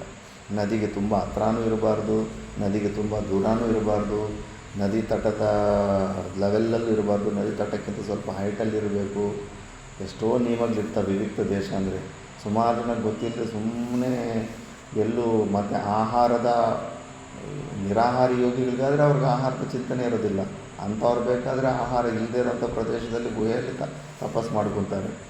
ಬಿಗಿನರ್ಸು ಆಹಾರನ ನಿಯಂತ್ರಣ ಇಲ್ಲದೆ ಅಂಥವರು ಹತ್ತಿರದಲ್ಲಿ ಯಾವುದಾದ್ರೂ ಒಂದು ಭಿಕ್ಷಾಟನೆಗೆ ಒಂದು ಊರು ಕೂಡ ಹತ್ರ ಇರಬೇಕು. ಅಂಥ ಪ್ರದೇಶನೇ ವಿವಿಕ್ತ ದೇಶ ಅಂತ ಬರೆದಿರೋದು. ಸುಮ್ಮನೆ ಎಲ್ಲದಕ್ಕೂ ದೂರ ಹೋಗಿ ಕಾಡಲ್ಲಿ ಮತ್ತು ಅಲ್ಲಿ ಹಸುವಿಂದ ಸತ್ತೋಗ್ಬಿಟ್ಟು ಪ್ರಾಣ ಬಿಟ್ಟರೆ ಏನು ಪ್ರಯೋಜನ ಇರೋದಿಲ್ಲ. ಅದೆಲ್ಲ ಭಾಷೆದಲ್ಲಿ ಡೆಫಿನೇಷನ್ ಬರುತ್ತೆ, ವಿವಿಕ್ತ ದೇಶ ಅಂದರೆ ಹೆಂಗಿರಬೇಕು ಅಂದ್ಬಿಟ್ಟು. ಸಿದ್ಧರು ಕೂಡ ಅಷ್ಟೇ, ಅಂಥ ಎಲ್ಲ ಪ್ರಕಾರವಾಗಿರುವಂಥ ಚೆನ್ನಾಗಿರುವಂಥ ದೇಶದಲ್ಲೇ ಅವರು ಧ್ಯಾನಕ್ಕೆ ಬರ್ತಾರೆ. ಮತ್ತು ವಾನರ ಕಿನ್ನರರು ಅಲ್ಲಿ ವಾಸವಾಗಿದ್ದರು. ಸುಖಕರವಾಗಿಯೂ ಶೀತಲವಾಗಿಯೂ ಸುಗಂಧಮಯವಾಗಿಯೂ ಕುಸುಮಿತವಾದ ಪುಷ್ಪಗಳ ರೇಣುಗಳನ್ನು ಒಯ್ಯುತ್ತಲೂ ಇದ್ದ ವಾಯುವು ವೃಕ್ಷಗಳೊಡನೆ ವಿಹರಿಸಲು ಇಚ್ಛಿಸಿರುವೆನೋ ಎಂಬಂತೆ ಅರಣ್ಯದ ಸುತ್ತಲೂ ಬೀಸುತ್ತಿದ್ದನು. ಮತ್ತು ಇದೇ ಥರ ಇನ್ನು ನಾನಾ ವಿಧ ವೃಕ್ಷಗಳೆಲ್ಲ ಬರ್ತಾ ಇರುತ್ತೆ. ವೃಕ್ಷಗಳಿಂದ ಹೂಗಳು ಭೂಮಿಯ ಮೇಲೆ ದಟ್ಟವಾಗಿ ಬಿದ್ದಿದ್ದು ರಾಜನನ್ನು ಸ್ವಾಗತಿಸಲು ಹಾರಿಸಿರುವ ರತ್ನಗಂಬಳಿಯಂತೆ ಕಾಣುತ್ತಿದ್ದವು. ಎತ್ತರವಾದ ಅನೇಕ ಶಾಖೆಗಳಿಂದ ಕೂಡಿದ ವೃಕ್ಷಗಳಿಂದ ಪರಿವೃತವಾದ ಆಶ್ರಮವು ಬಹು ಶೋಭಾಯಮಾನವಾಗಿದ್ದಿತು. ಆಶ್ರಮ ಅಂದರೆ ಹಂಗಿರುತ್ತೆ, ಸುತ್ತಮುತ್ತ ಎನ್ವಿರಾನ್ಮೆಂಟ್. ಸಾಧಕರಿರೋ ಸುತ್ತಮುತ್ತ ಎನ್ವಿರಾನ್ಮೆಂಟು, ಆ ಜಾಗ ನೋಡಿ ಗೊತ್ತಾಗ್ಬಿಡುತ್ತೆ ಇವನು ಸಾಧಕನ ಇಲ್ಲ ತಮೋಗುಣಿನ ಅಂದ್ಬಿಟ್ಟು. ನಾವು ಸುತ್ತಮುತ್ತ ಏನು ನೀಟಾಗಿ ಎಷ್ಟು ನೀಟಾಗಿ ಇಟ್ಕೊಂಡಿರ್ತೀವೋ ಅದರಿಂದ ನಮ್ಮ ಸಾಧನೆ ಏನಂತ ಹೊರಗಡೆಯಿಂದ ನೋಡಿದವ್ರಿಗೆ ಗೊತ್ತಾಗ್ಬಿಡುತ್ತೆ. ಅದು ಸಮೀಪದಲ್ಲಿ ಹರಿಯುತ್ತಿದ್ದ ಸುಖೋದಲಕವಾದ ಮಾಲಿನಿ ನದಿಯಿಂದ ಆಶ್ರಮವು, ಮಾಲಿನಿ ನದಿ ಅಂದರೆ ಅದೇ ಉತ್ತರಾಖಂಡಿಂದ ಸ್ಟಾರ್ಟ್ ಆಗಿ ಉತ್ತರ ಪ್ರದೇಶ ಬಿಜೋನರಲ್ಲಿ ಗಂಗಾ ನದಿಯಿಂದ ಸೇರ್ಕೊಂಡ್ಬಿಡುತ್ತೆ. ಅದು ಗಂಗಾ ನದಿ ಒಂದು ಪಾರ್ಕ್ ಅಷ್ಟೇ, ಬಟ್ ಉತ್ತರಾಖಂಡ್ ಹಿಮಾಲಯದಿಂದ ಬಂದು ಆ ಕಡೆ ಸೇರಿಕೊಂಡು ಅಲ್ಲಿ ಗಂಗಾ ನದಿಗೆ ಸೇರಿಕೊಳ್ಳುತ್ತೆ. ಅಲ್ಲಿ ಆಶ್ರಮವು ಮತ್ತಷ್ಟು ವಿರಾಜಮಾನವಾಗಿ ಕಾಣುತ್ತಿದ್ದಿತು. ಹಲವು ನೀರು ಹಕ್ಕಿಗಳು ಮಾಲಿನಿ ನದಿಯಲ್ಲಿದ್ದವು. ಆ ನದಿಯ ತೀರ ಪ್ರದೇಶದಲ್ಲಿದ್ದ ಮಹೋನ್ನತ ವೃಕ್ಷಗಳಲ್ಲಿ ಕುಳಿತು ಕಳಕಳನೆ ಶಬ್ದ ಮಾಡುತ್ತಿದ್ದ ಸಾವಿರಾರು ಪಕ್ಷಿಗಳು ಆಶ್ರಮದ ಶೋಭೆಯನ್ನು ಮತ್ತಷ್ಟು ಹೆಚ್ಚಿಸುತ್ತಿದ್ದವು. ಇನ್ನು ವಿವಿಧವಾದ ಎಲ್ಲ ಪ್ರಾಣಿಗಳನ್ನು ಮೆನ್ಷನ್ ಮಾಡಿಬಿಟ್ಟು ಇನ್ನು ಅನೇಕ ಪ್ರಕಾರವಾದ ನೆನಪು ಬರ್ತಾ ಇರುತ್ತೆ. ಆಶ್ರಮ ಮತ್ತು ನದಿಗಳನ್ನು ನೋಡಿದರೆ ನರನಾರಾಯಣರು ತಪಸ್ಸು ಮಾಡುತ್ತಿದ್ದ ಗಂಗಾ ನದಿಯ ತೀರವು ಸ್ಮರಣೆಗೆ ಬರುತ್ತಿದ್ದಿತು. ಕುಬೇರನ ಚೈತ್ರ ರಥವೆಂಬ ಉದ್ಯಾನವನಕ್ಕೆ ಸಮಾನವಾಗಿದ್ದ ಮತ್ತು ಮದಿಸಿದ ನವಿಲುಗಳಿಂದ ನಿನಾದಿತವಾಗಿದ್ದ ಅರಣ್ಯವನ್ನು, ಆಶ್ರಮ ಭೂಮಿಯನ್ನು ಪ್ರವೇಶಿಸಿದ ನಂತರ ದುಷ್ಯಂತನು ಸದ್ಗುಣ ಸಂಪನ್ನರಾದ, ಅಮಿತವಾದ ವರ್ಚಸ್ಸಿನಿಂದ ಕೂಡಿದ ಕಶ್ಯಪನ ವಂಶೋತ್ಪನ್ನರಾದ ತಪೋಧನರಾದ ಕಣ್ವ ಮಹರ್ಷಿಗಳನ್ನು ನೋಡುವ ಸಲುವಾಗಿ ಗಜ, ರಥ, ತುರಗ ಪದಾತಿಗಳಿಂದ ಯುಕ್ತವಾಗಿದ್ದ ಚತುರಂಗ ಬಲವನ್ನು ತಪೋವನವನ್ನು ಪ್ರವೇಶಿಸುವ ಮಹಾದ್ವಾರದ ಬಳಿಯಲ್ಲೇ ನಿಲ್ಲಿಸಿ ಸೈನಿಕರಿಗೆ ಹಿಂಗೆ ಹೇಳ್ತಾನೆ, ಅಷ್ಟು ದೊಡ್ಡ ಬಳಗನ ತಗೊಂಡು ಹೋಗೋಕ್ಕಾಗಲ್ವಲ್ಲ, ಅಷ್ಟು ಜನಕ್ಕೆ ಎಲ್ಲಿಂದ ಪಾಪ ಅವ್ರು ಊಟ ಆಗ್ತಾರೆ. ರಜಸ್ತಮೋ ಗುಣಗಳಿಂದ ವಿಹೀನರಾದ ತಪೋಧನರಾದ, ಅಂದರೆ ರಜೋಗುಣ ತಮೋಗುಣದಿಂದ ವಿಹೀನರಾದಂಥವರಲ್ಲಿರೋದು ತಪೋಧನರಾದ ಕಶ್ಯಪ ವಂಶೋದ್ಭವರಾದ ಕಣ್ವ ಮಹರ್ಷಿಗಳನ್ನು ಸಂದರ್ಶಿಸುವ ಸಲುವಾಗಿ ನಾನು ಆಶ್ರಮದೊಳಗೆ ಹೋಗುತ್ತೇನೆ. ನಾನು ಮಹರ್ಷಿಗಳನ್ನು ಸಂದರ್ಶಿ ಹಿಂದಿರುಗುವವರೆಗೂ ನೀವೆಲ್ಲರೂ ಇಲ್ಲಿಯೇ ಬಿಡಾರ ಮಾಡಿರಿ, ಅಂದರೆ ಇಲ್ಲಿಯೇ ಟೆಂಟ್ ಹಾಕ್ಕೊಂಡಿರಿ, ನಾನು ಅವ್ರನ್ನ ಮಾತಾಡ್ಸ್ಕೊಂಬರ್ತೀನಿ ಅಂತ. ಹೀಗೆಂದು ಆಜ್ಞೆ ಮಾಡಿ ರಾಜನು ವನವನ್ನು ಪ್ರವೇಶ ಮಾಡಿದನು. ದೇವಲೋಕದ ನಂದನವನಕ್ಕೆ ಸಮಾನವಾಗಿದ್ದ ಕಣ್ವರ ಆಶ್ರಮವಿದ್ದ ವನದೊಳಗೆ ಪ್ರವೇಶದೊಡನೆ ರಾಜನಿಗಿದ್ದ ಹಸಿವು ಬಾಯಾರಿಕೆಗಳೆಲ್ಲವೂ ಮಾಯವಾಗಿ ಹೋಯಿತು.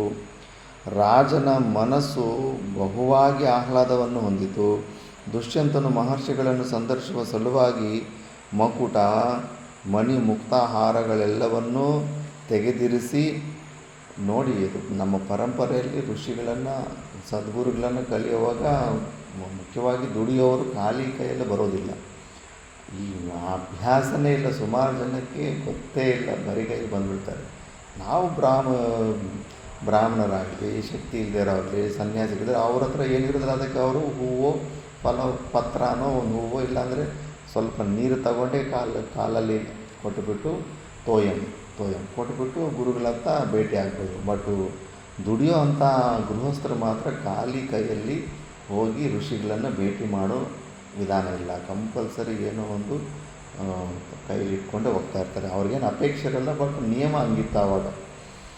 ಸಾಧಾರಣವಾದ ಉಡುಪನ್ನು ಧರಿಸಿ ಮತ್ತು ಡ್ರೆಸ್ ಕೋಡು, ಈಗ ಯಾರಿಗಾದ್ರೂ ಆಶ್ರಮದಲ್ಲಿ ಒಂದು ಡ್ರೆಸ್ ಕೋಡ್ ಎಲ್ಲ ಆಲ್ಮೋಸ್ಟು ವೈಟ್ ಕಲರ್ ಡ್ರೆಸ್ಸೇ ಹಾಕ್ಕೊಂಡು ಆಶ್ರಮಕ್ಕೆ ಬರಬೇಕಂದ್ರೆ ಎಷ್ಟೋ ವಿವಾದ ಮಾಡ್ತಾರೆ. ರಾಜನಾದಂಥವನು, ಎಂಥ ಪವರ್ಫುಲ್ ರಾಜ ಅಂಥವನು ಆ ರಾಜನ ಡ್ರೆಸ್ಸೆಲ್ಲ ಬಿಟ್ಟುಬಿಟ್ಟು ಸಾಧಾರಣವಾದ ಉಡುಪನ್ನು ಧರಿಸಿ, ಡ್ರೆಸ್ ಕೋಡ್ ಇರುತ್ತೆ ಋಷಿಗಳ ಹತ್ರ ಆಶ್ರಮಕ್ಕೆ ಬಂದಾಗ ಒಂಥರ, ಹೊರಗಡೆ ಹೋದಾಗ ಗೀಪಪ್ಪು ಜಾಸ್ತಿ ಹೆಚ್ಚು ಸುಂದರವಾಗಿ ಕಾಣೋ ಥರ ಬರಬಾರ್ದು ಆಶ್ರಮಕ್ಕೆ ಯಾರೇ ಆಗಲಿ. ತಪಸ್ಸು ಉದ್ದೇಶದಿಂದ ನಾರ್ಮಲ್ಲಾಗಿ ಸಿಂಪಲ್ಲಾಗಿ ಕಾಣಿಸ್ಬೇಕು. ಇಲ್ಲಿ ಬಂದುಬಿಟ್ಟು ಇನ್ನೊಬ್ಬರು ಇಂದ್ರಿಯಗಳು ವಿಚಲಿತವಾಗೋದಕ್ಕೆ ಕಾರಣವಾಗಬಾರ್ದು, ದೊಡ್ಡ ಪಾಪ ಆಗುತ್ತೆ ಇಲ್ಲಿ. ಅದಕ್ಕೆ ಎಂಥ ಪ್ರದೇಶದಲ್ಲಿ ಹೆಂಗೆ ಹೋಗ್ಬೇಕು ಅನ್ನೋದು ಒಂದು ಸಾಮಾನ್ಯ ಜ್ಞಾನವೂ ಇರಬೇಕು. ಮದುವೆಗಳ ಫಂಕ್ಷನಲ್ಲಿ ಅಲ್ಲಿ ಇಲ್ಲಿ ಚೆನ್ನಾಗಿ ಡೆಕೋರೇಟ್ ಮಾಡ್ಕೊಂಡು ಹೋಗ್ಬೋದು, ಬಟ್ ಆಶ್ರಮಗಳಲ್ಲಿ ನಾರ್ಮಲ್ಲಾಗಿ ಸಿಂಪಲ್ಲಾಗಿ ಬರಬೇಕು. ಮಂತ್ರಿ ಮತ್ತು ಪುರೋಹಿತರೊಡನೆ ಆಶ್ರಮಕ್ಕೆ ತೆರಳಿದನು. ತಪೋರಾಶಿಯಾದ ಅಮೃತ ಸ್ವರೂಪರಾದ ಮಹರ್ಷಿಗಳನ್ನು ಸಂದರ್ಶಿಸಲು ಇಚ್ಛಿಸಿದ ದುಷ್ಯಂತನು ಬ್ರಹ್ಮಲೋಕ ಸದೃಶವಾಗಿದ್ದ ಆಶ್ರಮವನ್ನು ವೀಕ್ಷಿಸಿದನು. ಹಿಂದೆಯೇ ಹೇಳಿದಂತೆ ಆ ದಿವ್ಯಾಶ್ರಮದ ಸುತ್ತಲೂ ಇದ್ದ ವೃಕ್ಷಗಳಲ್ಲಿನ ಕುಸುಮಗಳ ಮಧುವನ್ನು ಹೀರಲು ಅಡಿಗಡಿಗೂ ಪುಷ್ಪಗಳ ಮೇಲೆ ಹೋಗಿ ಕುಳಿತುಕೊಳ್ಳುತ್ತಿದ್ದ ದುಂಬಿಗಳ ಜೂಂಕಾರ ಧ್ವನಿಯಿಂದ ಆಶ್ರಮವು ಶಬ್ದಾಯಮಾನವಾಗಿದ್ದಿತು. ಋಷಿಗಳಿರೋ ಜಾಗದಲ್ಲಿ ಎಲ್ಲೇ ಆಗಲಿ, ನಾನು ಕಾಡಲ್ಲಿ ಶ್ರೀಶೈಲದಲ್ಲಾಗಲಿ ಎಲ್ಲಾದರೂ ಹೋಗಲಿ, ಹಣ್ಣು ಹಂಪಲ ಗಿಡ ಇಟ್ಬಿಡ್ತಾರೆ, ಹೂವಿನ ಗಿಡ ಮರಗಳು ಇಟ್ಬಿಟ್ಟಿರ್ತಾರೆ. ಮತ್ತು ಆ ಪರಂಪರೆ ಅವು ದೊಡ್ಡವಾಗಿ ಕಾಡಲ್ಲಿ ಒಳ್ಳೆಯ ಹಣ್ಣು ಭರಿತವಾದ ಮರಗಳು ಗಿಡಗಳು ಏನಾದರೂ ಕಾಣಿಸ್ತಾ ಅಂದರೆ ಅದು ಇಂಥ ತಪಸ್ಸು ಮಾಡಿರುವಂಥ ಋಷಿಗಳಿಟ್ಟಿರುವಂತ ಅನ್ಕೋಬೇಕು. ಅವರಿರೋ ಜಾಗ ಆಶ್ರಮ ಸುತ್ತಮುತ್ತ 100% ಹೂವಂತೂ ಹೂವಿನ ಗಿಡ ಹೂವಿನ ಮರ ಅಂತ 100% ಇಟ್ಟಿರ್ತಾರೆ ಆಶ್ರಮದಲ್ಲಿ. ಮತ್ತು ಹಣ್ಣು ಹಂಪಲುಗಳು ಫಲನ ಹುಡುಕಿ ಎಲ್ಲೋ ಒಂದು ಜಾಗದಲ್ಲಿ ಚೆನ್ನಾಗಿ ಸಂರಕ್ಷಣೆ ಮಾಡಿ ದೊಡ್ಡ ಮರ ಮಾಡೋಗಿರ್ತಾರೆ. ಅದು ಸಂತರ ಒಂದು ಕೊಡುಗೆ.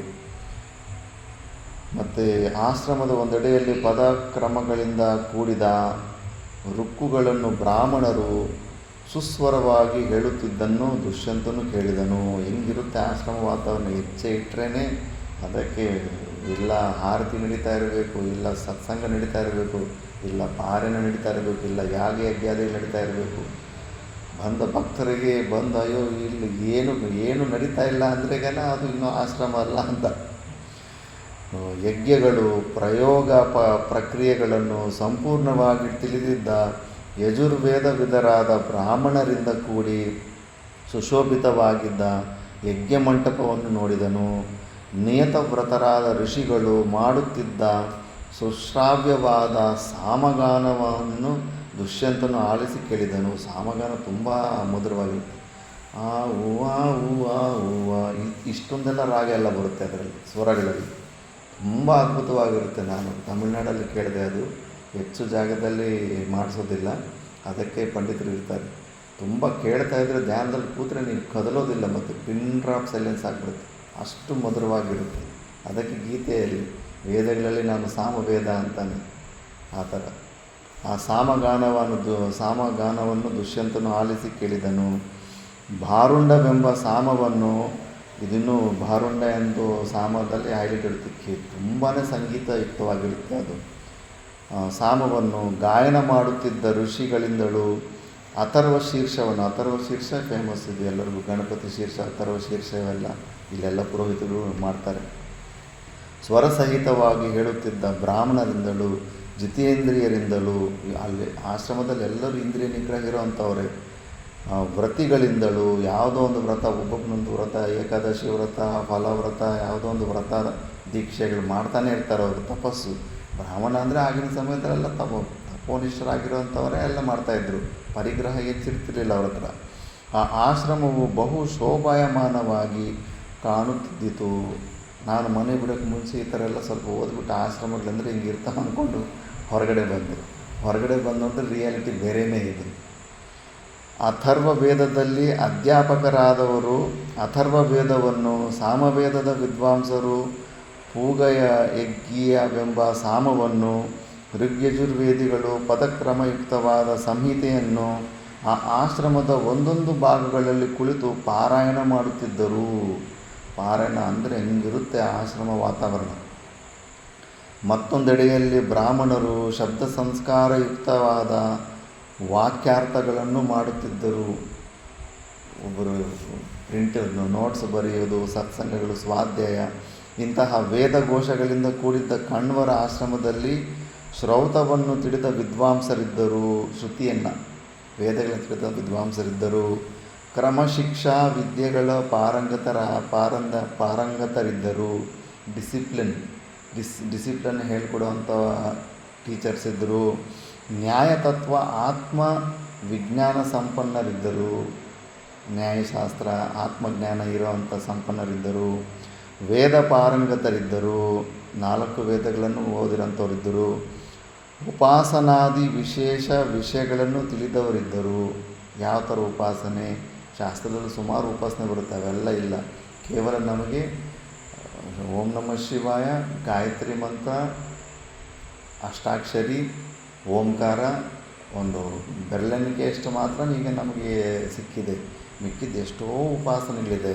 ಅವೆಲ್ಲ ಉಪಾಸನೆಗಳಿಗೆ ಗುರು ಪರಂಪರೆಗಳು ಕಟ್ ಆಗಿಬಿಟ್ಟಿದೆ.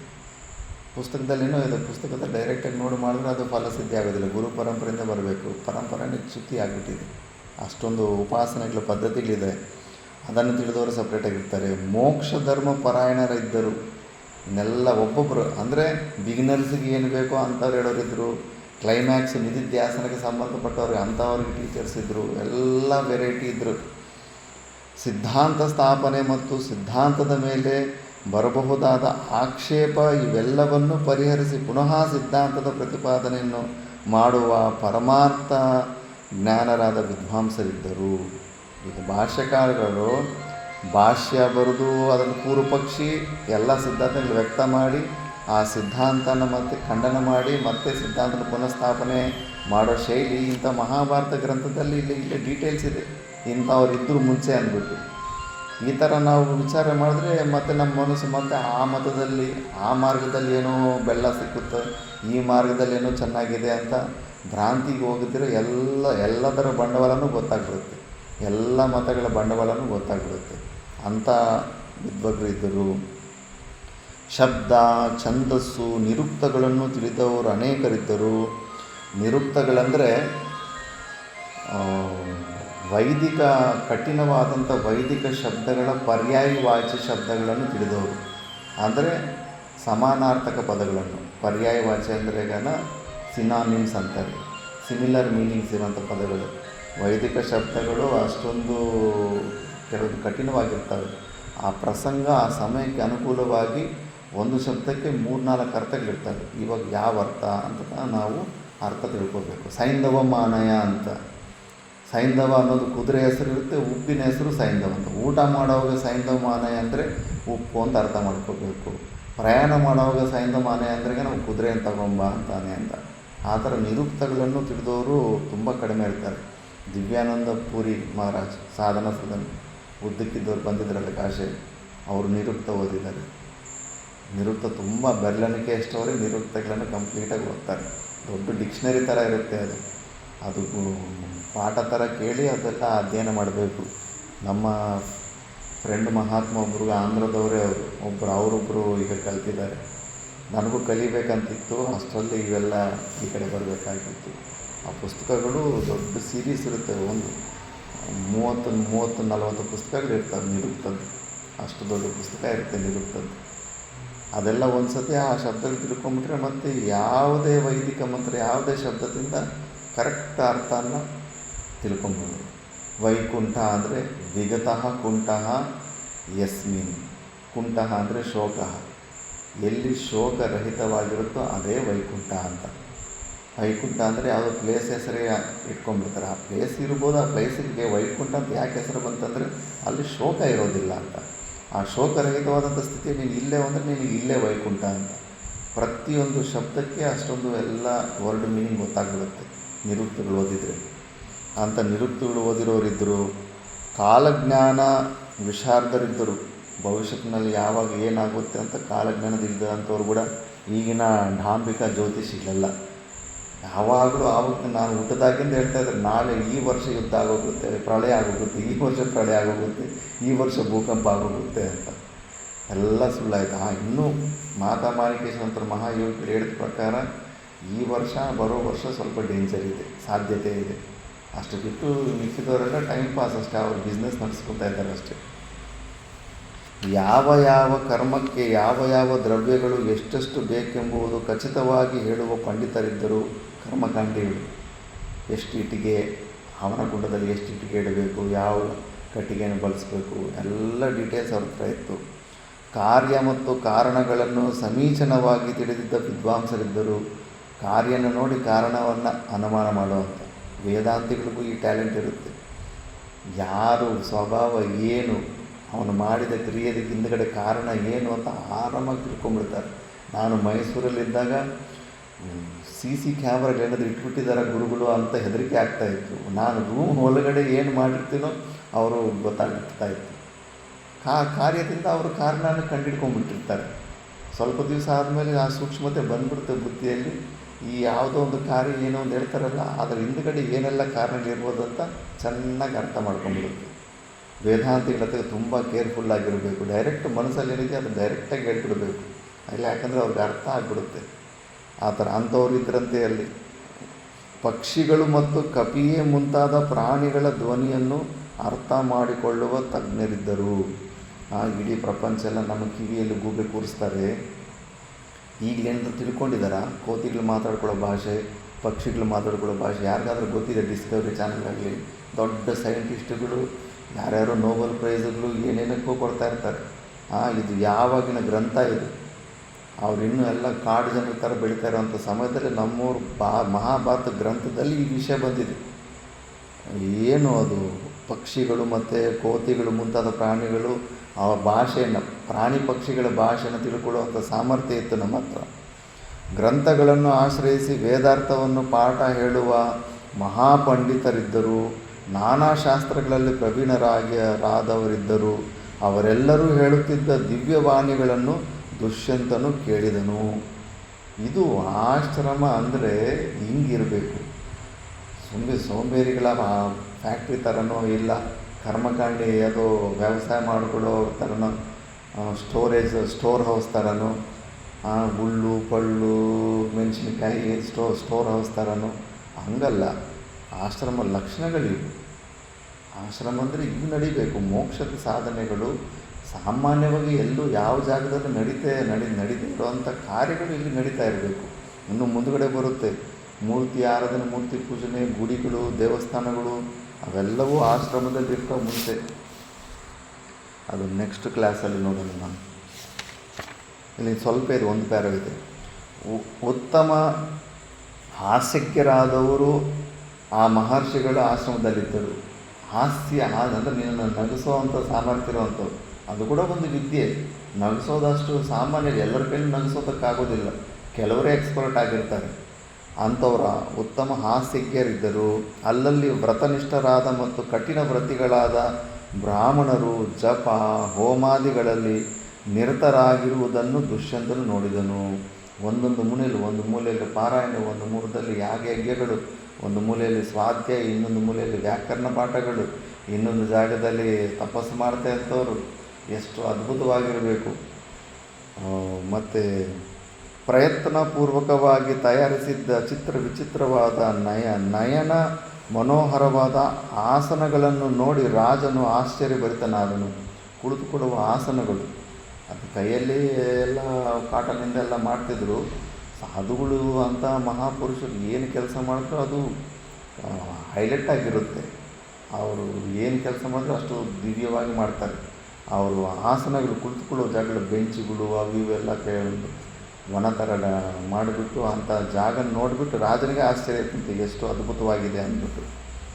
ಬ್ರಾಹ್ಮಣರು ಪೂಜೆ ಮಾಡಿದ್ದ ಆಲಯಗಳಲ್ಲಿದ್ದ ದೇವತೆಗಳನ್ನು ನೋಡಿ ಮುಗ್ಧನಾದ ರಾಜನು ತಾನು ಬ್ರಹ್ಮಲೋಕದಲ್ಲಿಯೇ ಇರುವೆನೋ ಅಥವಾ ಇದು ದೇವಲೋಕವೋ ಆಗಿರುವುದು ಎಂಬುದಾಗಿ ಭಾವಿಸಿದನು. ದೇವಾಲಯಗಳು ಇತ್ತು, ದೇವಾಲಯದಲ್ಲಿ ನಿಜವಾದ ಉಪಾಸನೆ, ನಿಜವಾದ ಕೃಷ್ಣಮೂರ್ತಿ, ಕೃಷ್ಣ ಪರಮಾತ್ಮ ಆ ಗುಡಿಯಲ್ಲಿ ಕೂತಿದ್ದಾನಂತ. ಇಲ್ಲೆಲ್ಲ ಇರುವೆಗಳು ಅವು ಇವು ಓಡಾಡ್ತಾ ಸುಮ್ಮನೆ ಕಾಟಾಚಾರಕ್ಕೆ ನಾವೆಲ್ಲ ಪೂಜೆ ಮಾಡಿದಂಗೆ ಮಾಡ್ತಿರಲಿಲ್ಲ. ಉಪಾಸನೆ ಅಂದರೆ ನಿಜವಾಗಿ ನಾವು ಚೆನ್ನಾಗಿ ಮಸಾಲೆ ಚೆನ್ನಾಗಿರೋ ಊಟ ತಿಂದು ಆ ಪರಮಾತ್ಮನಿಗೆ ಮಾತ್ರ ಮಂಡೆಗಳಾಗಿರೋದು ಆ ಥರ ಇಲ್ಲ. ಅದೆಲ್ಲ ಭಕ್ತಿ ಉಪಾಸನೆ ಕೆಳಗಡೆ ಬರೋದೇ ಇಲ್ಲ. ನಿಜವಾದ ಉಪಾಸನೆ ನೀನು ಆರಾಧನೆ ಮಾಡ್ತಿರೋ ಮೂರ್ತಿ ಅದನ್ನು ಸಾಕ್ಷಾತ್ ಕೃಷ್ಣ ಪರಮಾತ್ಮ, ಸಾಕ್ಷಾತ್ ಶಿವ ಅಲ್ಲಿ ಕೂತಿದ್ದಾನೆ ಅನ್ನೋ ಭಾವನೆಯಿಂದ ನಾವು 3 ಹೊತ್ತು ಊಟ ತಿಂದರೆ ಅಲ್ಲ, ಅದಕ್ಕೂ ಮೂರು ಹೊತ್ತು ಅಲ್ಲಿ ನೈವೇದ್ಯನ ಸಮರ್ಪಣೆ ಮಾಡಬೇಕು. ದಿ ಬೆಸ್ಟು ದ್ರಾಕ್ಷಿ, ಗೋಡಂಬಿ, ಹಣ್ಣು, ಹಂಪಲ. ಅದಕ್ಕೆ ಯೋಗಾತ್ಮಾನಂದ ಸ್ವಾಮೀಜಿ ಬಂದಾಗ ಕಿರ್ಚಾಡ್ತಾ ಇರ್ತಾರೆ, ಏನಿದು ಹಿಂಗೆ ಮಾಡ್ತಿರೋ ಪೂಜೆ, ಮಂಡೆಗಳಾಗ್ಬಿಡ್ತೀರಲ್ಲ ನೀವು ದೇವತೆಯರಿಗೆ ಅಂದ್ಬಿಟ್ಟು. ಅಂದರೆ ಉಪಾಸನೆ ಮಾಡುವವರು ಅಷ್ಟು ಶ್ರದ್ಧೆಯಿಂದ ಮಾಡಬೇಕು. ಅಷ್ಟು ಇಲ್ಲ ಅಂದರೆ ಏನು ಬೇರೆ ಉಪಾಸನೆ ನೀನು ಮಾಡ್ತಿಲ್ಲ, ಇನ್ನೇನೋ ಬೇರೆ ಮಾಡ್ಕೊತೀವಿ, ನಿನ್ನ ಫ್ಯಾನ್ಸಿ, ನಿನ್ನ ಸ್ಟೈಲು, ನಿನ್ನ ಮನೋರಾಜ್ಯಕ್ಕೆ ಅನುಕೂಲವಾದಂತೆ ಏನೋ ಒಂದು ಫ್ಯಾನ್ಸಿ ಕೆಲಸ ಮಾಡ್ಕೊತಾ ಇದೆಯಾ ಅಂತ. ಆ ಥರ ಅವರು ನಿಜವಾದಂಥ ಉಪಾಸಕರಿರುವಂಥ ಮಂದಿರಗಳಲ್ಲಿ ಹೋದರೆ ಒಂದು ಮಂದಿರದಲ್ಲಿ ಒಂದು ದೃಶ್ಯ ನಿನಗೆ ಮನಸ್ಸಿಗೆ ಕೆಟ್ಟ ಆಗುವಂಥ ದೃಶ್ಯ ಒಂದು ಕಾಣಿಸೋದಿಲ್ಲ. ಎಲ್ಲೂ ನೋಡಿದ್ರು ಕೂಡ ಮಂದಿರದಲ್ಲಿ ಮನೋಹರವಾಗಿ ಶುದ್ಧವಾಗಿ ನೀಟಾಗಿ ಕಾಣಿಸ್ಬೇಕು. ಅಲ್ಲಿ ಕೂತವ್ರಿಗೆ ಕೂತು ಮತ್ತೆ ಎದ್ದು ಹೋಗಿ ಹೊರಗಡೆ ಹೋಗೋ ಮನಸ್ಸಿರಬಾರ್ದು. ಆ ಥರ ಇರಬೇಕು ಗರ್ಭಗುಡಿಗಳಲ್ಲೇ ಆಗಲಿ. ಈಗ ನಾವು ನಮ್ಮ ಮನೆಗಳಲ್ಲಿ ಸ್ವಲ್ಪ ಇರುವೆ ಬಂತಂದರೆ ಏನು ಕಸ ಹೊಡೆದು ಲಕ್ಷ್ಮಣ ರೇಖಾ ಹಾಕಿ ಫೆನಾಯಿಲ್ ಅದು ಇದು ಹಾಕಿ ಫುಲ್ಲು ನೀಟಾಗಿ ಶುಭ್ರ ಮಾಡ್ಕೊತೀವಿ. ಆ ದೇವ್ರ ಗುಡಿಗಳಲ್ಲಿ ಆ ಇರುವೆಗಳು ದೇವ್ರ ತಲೆ ಮೇಲೆ ಹೋಗಿ ಎಲ್ಲ ಡ್ಯಾನ್ಸ್ ಮಾಡಿ ಮರಿಗಳು ಮಾಡ್ಕೊತ ಇದ್ರು ಅಲ್ಲಿ ಅಂಥ ಭಕ್ತಿ, ಅಂಥ ಶ್ರದ್ಧೆ ಯಾವುದೇ ಫಲ ಅಂದರೆ ಏನೂ ಪ್ರಯೋಜನ ಇಲ್ಲ, ಏನೂ ಕೊಡೋದಿಲ್ಲ. ಅಷ್ಟು ನೀಟಾಗಿ ದೇವಾಲಯಗಳನ್ನು ಹಂಗೆ ನೋಡ್ಕೊತಾ ಇರ್ತಾರೆ. ಆವಾಗ ಅಂಥವ್ರಿಗೆ ಆ ಉಪಾಸನದ ಫಲಗಳು ಏನಾದರೂ ಸಿಗ್ತಾ ಇರ್ತವೆ. ರಾಮಕೃಷ್ಣ ಪರಮಹಂಸರು ಮಾಡ್ತಿದ್ರು. ಸಣ್ಣದು ಯಾರೋ ಒಂದು ಲಡ್ಡು ಗೋಪಾಲನ ಮೂರ್ತಿ ಇಟ್ಟೋದ್ರೆ ಆ ಮೂರ್ತಿ ಜೊತೆ ಎಷ್ಟು ಲಯ ಮಾಡ್ಕೊಂಡ್ಬಿಡ್ತಾರೆ ಅಂದರೆ ಆ ಮೂರ್ತಿ ಮಾತಾಡ್ತಾ ಇರುತ್ತೆ ಪರದೇವತ ದರ್ಶನದಿಂದ. ಏಕಾಗ್ರತೆ ಸಲುವಾಗಿ ಉಪಾಸನ ವಿಧಿನ ಕೊಟ್ಟಿರೋದು. ಮಾಡಿದ್ರೆ ಹಂಗೆ ಮಾಡಬೇಕು, ಇಲ್ಲಾಂದರೆ ಮಾಡಲೇಬಾರ್ದು. ಅರ್ಧಂಬರ್ಧ ಮಾಡಿದ್ರೆ ಏನು ಪ್ರಯೋಜನ ಇರೋದಿಲ್ಲ. ಇಲ್ಲಿ ನೋಡಿ ಮತ್ತೆ ದುಷ್ಯಂತನ ವರ್ಣನೆ ಹೆಂಗೆ ಕೊಡ್ತಾ ಇದ್ದಾನೆ. ಮುಗ್ಧನಾದ ರಾಜನು ತಾನು ಬ್ರಹ್ಮಲೋಕದಲ್ಲಿಯೋ ಇರುವನೋ ಅಥವಾ ದೇವಲೋಕವೇ ಆಗಿರುವುದು ಎಂಬುದಾಗಿ ಭಾವಿಸಿದನು. ಮಹರ್ಷಿಗಳಾದ ಕಣ್ವರು ತಪಸ್ಸಿನಿಂದಲೇ ಸಂರಕ್ಷಿತವಾಗಿದ್ದ ತಪೋವನಕ್ಕೆ ಇರಬೇಕಾದ ಸರ್ವಗುಣಗಳಿಂದಲೂ ಪರಿಪೂರ್ಣವಾಗಿದ್ದ ಕಣ್ವರ ಆಶ್ರಮವನ್ನು ಎಷ್ಟು ಬಾರಿ ನೋಡಿದರೂ ದುಷ್ಯಂತನಿಗೆ ತೃಪ್ತಿ ಇಲ್ಲದೆ ಹೋಯಿತು. ನೋಡ್ತಾ ಇದ್ರೆ ಇನ್ನೂ ನೋಡ್ತಾ ಇರ್ಬೇಕು ಅನ್ನಿಸ್ತಾ ಇತ್ತಂತೆ. ಹಂಗಿರಬೇಕು ಆಶ್ರಮದ ವಾತಾವರಣ. ಬಂದ ತಕ್ಷಣ ಎದ್ದು ಓಡೋಗಬೇಕು ಅನ್ನೋ ಥರ ಇರಬಾರ್ದು. ಅಷ್ಟು ಪ್ರತಿಯೊಂದು ವಿಷಯದಲ್ಲೂ ಆಕರ್ಷಿತವಾಗಿರಬೇಕು. ಕೂತವ್ರಿಗೆ ಮತ್ತು ಇಲ್ಲಿಂದ ಎದ್ದು ಹೋಗಬಾರ್ದು ಅಂತ ಮನಸ್ಸು ಅನಿಸಬಾರ್ದು. ಅಷ್ಟೊಂದು ಕಂಡೀಸಿವ್ ಕ್ಲೈಮೇಟ್ ಆಗಿರಬೇಕು. ಮಹಾತ್ಮರಿಂದಲೂ ಋಷಿ ಮಹರ್ಷಿಗಳಿಂದಲೂ ತಪೋಧನರಿಂದಲೂ ವ್ಯಾಪ್ತವಾಗಿದ್ದ ಮಂಗಳಮಯವಾದ ಏಕಾಂತ ಸ್ಥಾನವಾದ ಶುಭಾವಾಹವಾದ ಕಣ್ವರ ಆಶ್ರಮವನ್ನು ಶತ್ರುಹಂತಕನಾದ ದುಷ್ಯಂತನು ಪುರೋಹಿತರು ಮತ್ತು ಅಮಾತ್ಯರೊಡನೆ ಪ್ರವೇಶಿಸಿದನು. ಆಗ ಎಂಟ್ರಿ ಕೊಟ್ಟಿರ್ತಾನೆ. ಎಂಟ್ರಿಗೆ ಆದಮೇಲೆ ಮತ್ತೆ ನೆಕ್ಸ್ಟ್ ಸ್ಟೋರಿ ಬರ್ತದೆ. ಅದು ನೆಕ್ಸ್ಟ್ ಅಧ್ಯಾಯ ನಾಳೆ ನೋಡೋಣ. ಕಣ್ವ ಮಹರ್ಷಿ ಇರೋದಿಲ್ಲ, ಶಕುಂತಲೆ ಇರ್ತಾಳೆ.